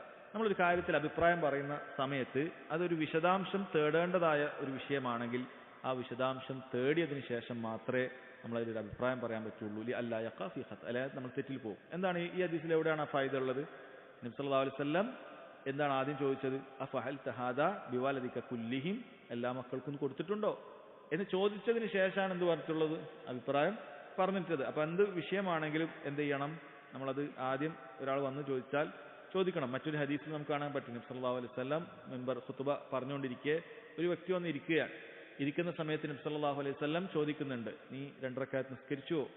അതെ എന്ന് പറഞ്ഞപ്പോൾ, ഇല്ല എന്ന് പറഞ്ഞപ്പോഴാണ് സല്ലി റക്അത്തൈൻ, നീ എന്നേൽക്ക് 2 റക്അത്ത് നിസ്കരിക്കൂ എന്ന് പറഞ്ഞു. അതും പണ്ഡിതന്മാർ പറഞ്ഞിട്ടുണ്ട്. ഒരു വിഷയം നമ്മൾ ചിലപ്പോൾ ഒരു മുൻകറായിട്ട് നമ്മൾ കാണാം, ഒരാൾ മുൻകറായിട്ട് കാണാൻ പറ്റും. അപ്പൊ ചോദിക്കാം, ഇപ്പോൾ ഒരാൾ വന്ന് അവിടെ ഇരിക്കുന്ന കണ്ടാൽ നമുക്ക് അയാൾ ചോദിക്കാം, ഞങ്ങൾ 2 റക്അത്ത് നിസ്കരിച്ചോ? ഇല്ല. അപ്പോഴാണ് കാര്യം. അപ്പൊ ഏത് വിഷയത്തിലും ചിലപ്പോൾ അയാൾക്ക് അയാളുടേതായ ചില വജുഹുണ്ടാകും. എന്നിട്ട് എന്ത് ചെയ്യുക? അത് പറഞ്ഞു കൊടുത്തതിന് ശേഷം, അത് മനസ്സിലാക്കിയതിന് ശേഷമാണ് നമ്മൾ എന്ത് ചെയ്യേണ്ടത്? അതിലൊരു അഭിപ്രായം പറയേണ്ടത് എന്നാണ് പറയുന്നത്. അൽഫായിദത്തു സാദിസ അന്നഹു യഹ്റുമു അലൽ ഇൻസാനി അൻ യശ്ഹദ ബിമാ കാന ഹറാമൻ. ഹറാമായ ഒരു കാര്യത്തിന് നമ്മൾ സാക്ഷിക്കാൻ പാടില്ല. നബി സല്ലല്ലാഹു അലൈഹി വസല്ലം ഇവിടെ പറയുന്നുണ്ട്, ഇന്നി ലാ ഉഷ്ഹിദു അലൽ ജൗർ. ഒരു ഹറാമായ കാര്യത്തിന്, അനീതിക്ക് ഞാൻ എന്ത് ചെയ്യാൻ പാടില്ല? സാക്ഷിക്കാൻ പാടില്ല. അതുകൊണ്ട് ഏറ്റവും ആ ഒരു പലിശക്കടവുമായി ബന്ധപ്പെട്ട ബാങ്കിൽ ഒരാൾ പലിശക്ക് എടുക്കുന്ന അവിടെ 2 ആൾ സാക്ഷിക്കണം എന്ന് പറഞ്ഞാൽ പോയി നിൽക്കരുത്. കാരണം അത് ഹറാമായ ഒരാൾക്ക് പൈസ എടുക്കണമെങ്കിൽ 10 ലക്ഷം ഉറുപ്പിക ഒരാൾക്ക് കിട്ടണം. അപ്പോൾ ഇയാൾക്ക് വലിയ വില ഒന്നുമില്ല. പക്ഷെ വിലയുള്ള ഒരാൾ പോയി പറഞ്ഞു കൊടുത്താൽ 10 ലക്ഷം പലിശക്ക് ബാങ്ക് ചിലപ്പം കൊടുക്കും. അത് പോയി ചെയ്തു കൊടുക്കാൻ പാടില്ല. നമ്മുടെ വില അവിടെ ഉപയോഗിക്കാൻ പാടില്ല. കാരണം അത് ഹറാമിനുള്ള ഒരു സാക്ഷിയാണ്. അല്ലെങ്കിൽ ആ രൂപത്തിൽ ഏതാകട്ടെ, ഇപ്പോൾ ഒരു എന്താ പറയുക, എന്ത് വിഷയത്തിലാകട്ടെ, തലാഖിന്റെ വിഷയമാകട്ടെ, അങ്ങനത്തെ ഏത് വിഷയത്തിലാകട്ടെ, അല്ലെങ്കിൽ 2 ആൾ തമ്മിലുള്ള സ്ഥലവുമായി ബന്ധപ്പെട്ട തർക്കത്തിലാകട്ടെ, ഒരു ഹറാമായ രീതിയിലുള്ള തീരുമാനങ്ങളൊക്കെയാണ് അവിടെ എടുക്കുന്നതെങ്കിൽ അതിന് പോയി സാക്ഷി നിൽക്കേണ്ട ആവശ്യമില്ല എന്നാണ് പറയുന്നത്. അൽഫായിദത്തു സാബിഅ വുജൂബു തഖ്വല്ലാഹി അസ്സ വജൽ ഫി ഹുഖൂഖില്ലാഹ് വഫി ഹുഖൂഖിൽ ആദമിയ്യീൻ ലിഖൗലി റസൂൽ സല്ലല്ലാഹു അലൈഹി വസല്ലം ഇത്തഖുല്ലാഹ വഅദിലു ബൈന ഔലാദിക്കും. അല്ലാഹു സുബ്ഹാനഹു വ തആലയുടെ അവകാശത്തിൽ നമ്മൾ തഖ്വ കാണിക്കണം, അതേപോലെ മനുഷ്യരുടെ അവകാശത്തിനും തഖ്വ കാണിക്കണം. ആ ഹദീസിൽ രണ്ടും പറയുന്നുണ്ട്. ഇത്തഖുല്ലാഹ്, അല്ലാഹുവിനെ സൂക്ഷിക്കാൻ ആദ്യം പറഞ്ഞു. വഅദിലു ബൈന ഔലാദിക്കും, മക്കൾക്കിടയിൽ നീതി കാണിക്കണം. അപ്പോൾ മനുഷ്യന്മാരോടുള്ള ഹക്കിനെ കുറിച്ചിട്ടും അള്ളാഹുവിനോടുള്ള ഹക്കിനെ കുറിച്ചിട്ടും പറഞ്ഞിട്ടുണ്ട് എന്നാണ് പറയുന്നത്. അൽഫായിദത്തു സാമിന അന്ന കുല്ലമാ ഖുബിള ബിഅഖ്ദിൻ മുഹറമിൻ വജബ റദ്ദുഹു. ഒരു ഹറാമായ ഉടമ്പടിയിലൂടെ ഉടമപ്പെടുത്തിയ കാര്യമാണെങ്കിൽ വജബ റദ്ദുഹു, അത് തിരിച്ചു കൊടുക്കൽ നിർബന്ധമാണ്. ഇവിടെ എന്താ ചെയ്തിട്ടുള്ളത്? ഇവിടെ നുഅ്മാൻ ബിൻ ബഷീർ റളിയല്ലാഹുവിന്റെ ആ വസ്തു തിരിച്ചു വാങ്ങുകയാണ് ചെയ്തിട്ടുള്ളത്. റജഅ ബി ഫറദ്ദ തിൽക സദഖ, ഉപ്പ മടങ്ങി വന്നു എന്നിട്ട് ആ സദഖ തിരിച്ചു കൊടുത്തു എന്നാണ് പറയുന്നത്. ഇതൊരു മുആമലാത്തിലെ ഖായിദയാണ്. പാടില്ലാത്ത കച്ചവടം. ഒരൊറ്റ ഉദാഹരണം പറഞ്ഞുതരാം. ഇപ്പോൾ ജുമാക്കുള്ള ബാങ്ക് കൊടുത്തു കഴിഞ്ഞാൽ പിന്നീട് കച്ചവടം നടന്നാൽ അത് ബാത്തിലായി പോകും. ജുമാക്ക് ബാങ്ക് കൊടുത്തു കഴിഞ്ഞാൽ കച്ചവടം നടത്തുകയാണെങ്കിൽ ഒരാൾ ബാത്തിലാണ്. ഇപ്പോൾ ഇവിടെ ജുമാ ബാങ്ക് കൊടുക്കണം, ഇപ്പോൾ ഒരാളവിടെ പുറത്തു നിന്നിട്ട് കച്ചവടം ചെയ്തുകൊണ്ടിരിക്കുകയാണ് എങ്കിൽ ആ കച്ചവടം ശരിയാവുകയില്ല, അത് ബാത്തിലാകും. എന്ത് ചെയ്യണം? ഉടനെ പൈസ തിരിച്ചു കൊടുത്തിട്ട് സാധനം തിരിച്ചു വാങ്ങണം, എന്നിട്ട് വേറെ അക്കത് പിന്നെ നടത്തണം. അത് പാടില്ല, അത് പാടില്ലാത്ത കാര്യമാണ്. അപ്പോൾ ഈ ഹദീസിൽ ഈ എന്ത് പാടുണ്ട്? എന്ത് ഹറാമായ അക്കതിലൂടെയാണ് കാര്യം ഉടമപ്പെടുത്തിയിട്ടുണ്ടെങ്കിൽ അത് തിരിച്ചു കൊടുക്കൽ എന്താണ്? നിർബന്ധമാണ് എന്നുള്ള ഫായിദയാണ് പറഞ്ഞിട്ടുള്ളത്. ഇത്രയും ഫായിദകളാണ് സഹോദരങ്ങളെ ഈ ഹദീസുമായി ബന്ധപ്പെട്ടിട്ടുള്ളത്. ഇൻഷാ അല്ലാഹ് ബാക്കി ഹദീസുകൾ നമുക്ക് അടുത്ത ക്ലാസ്സിൽ വായിക്കാവുന്നതാണ്. വഹാദാ വല്ലാഹു തആല അഅലം വസല്ലല്ലാഹു അലാ നബീന മുഹമ്മദ് വഅലാ ആലിഹി വസഹ്ബിഹി വസല്ലം. സുബ്ഹാനകല്ലാഹുമ്മ ബിഹംദിക അഷ്ഹദു അൻ ലാ ഇലാഹ ഇല്ലാ അൻത അസ്തഗ്ഫിറുക വഅതൂബു ഇലൈക്.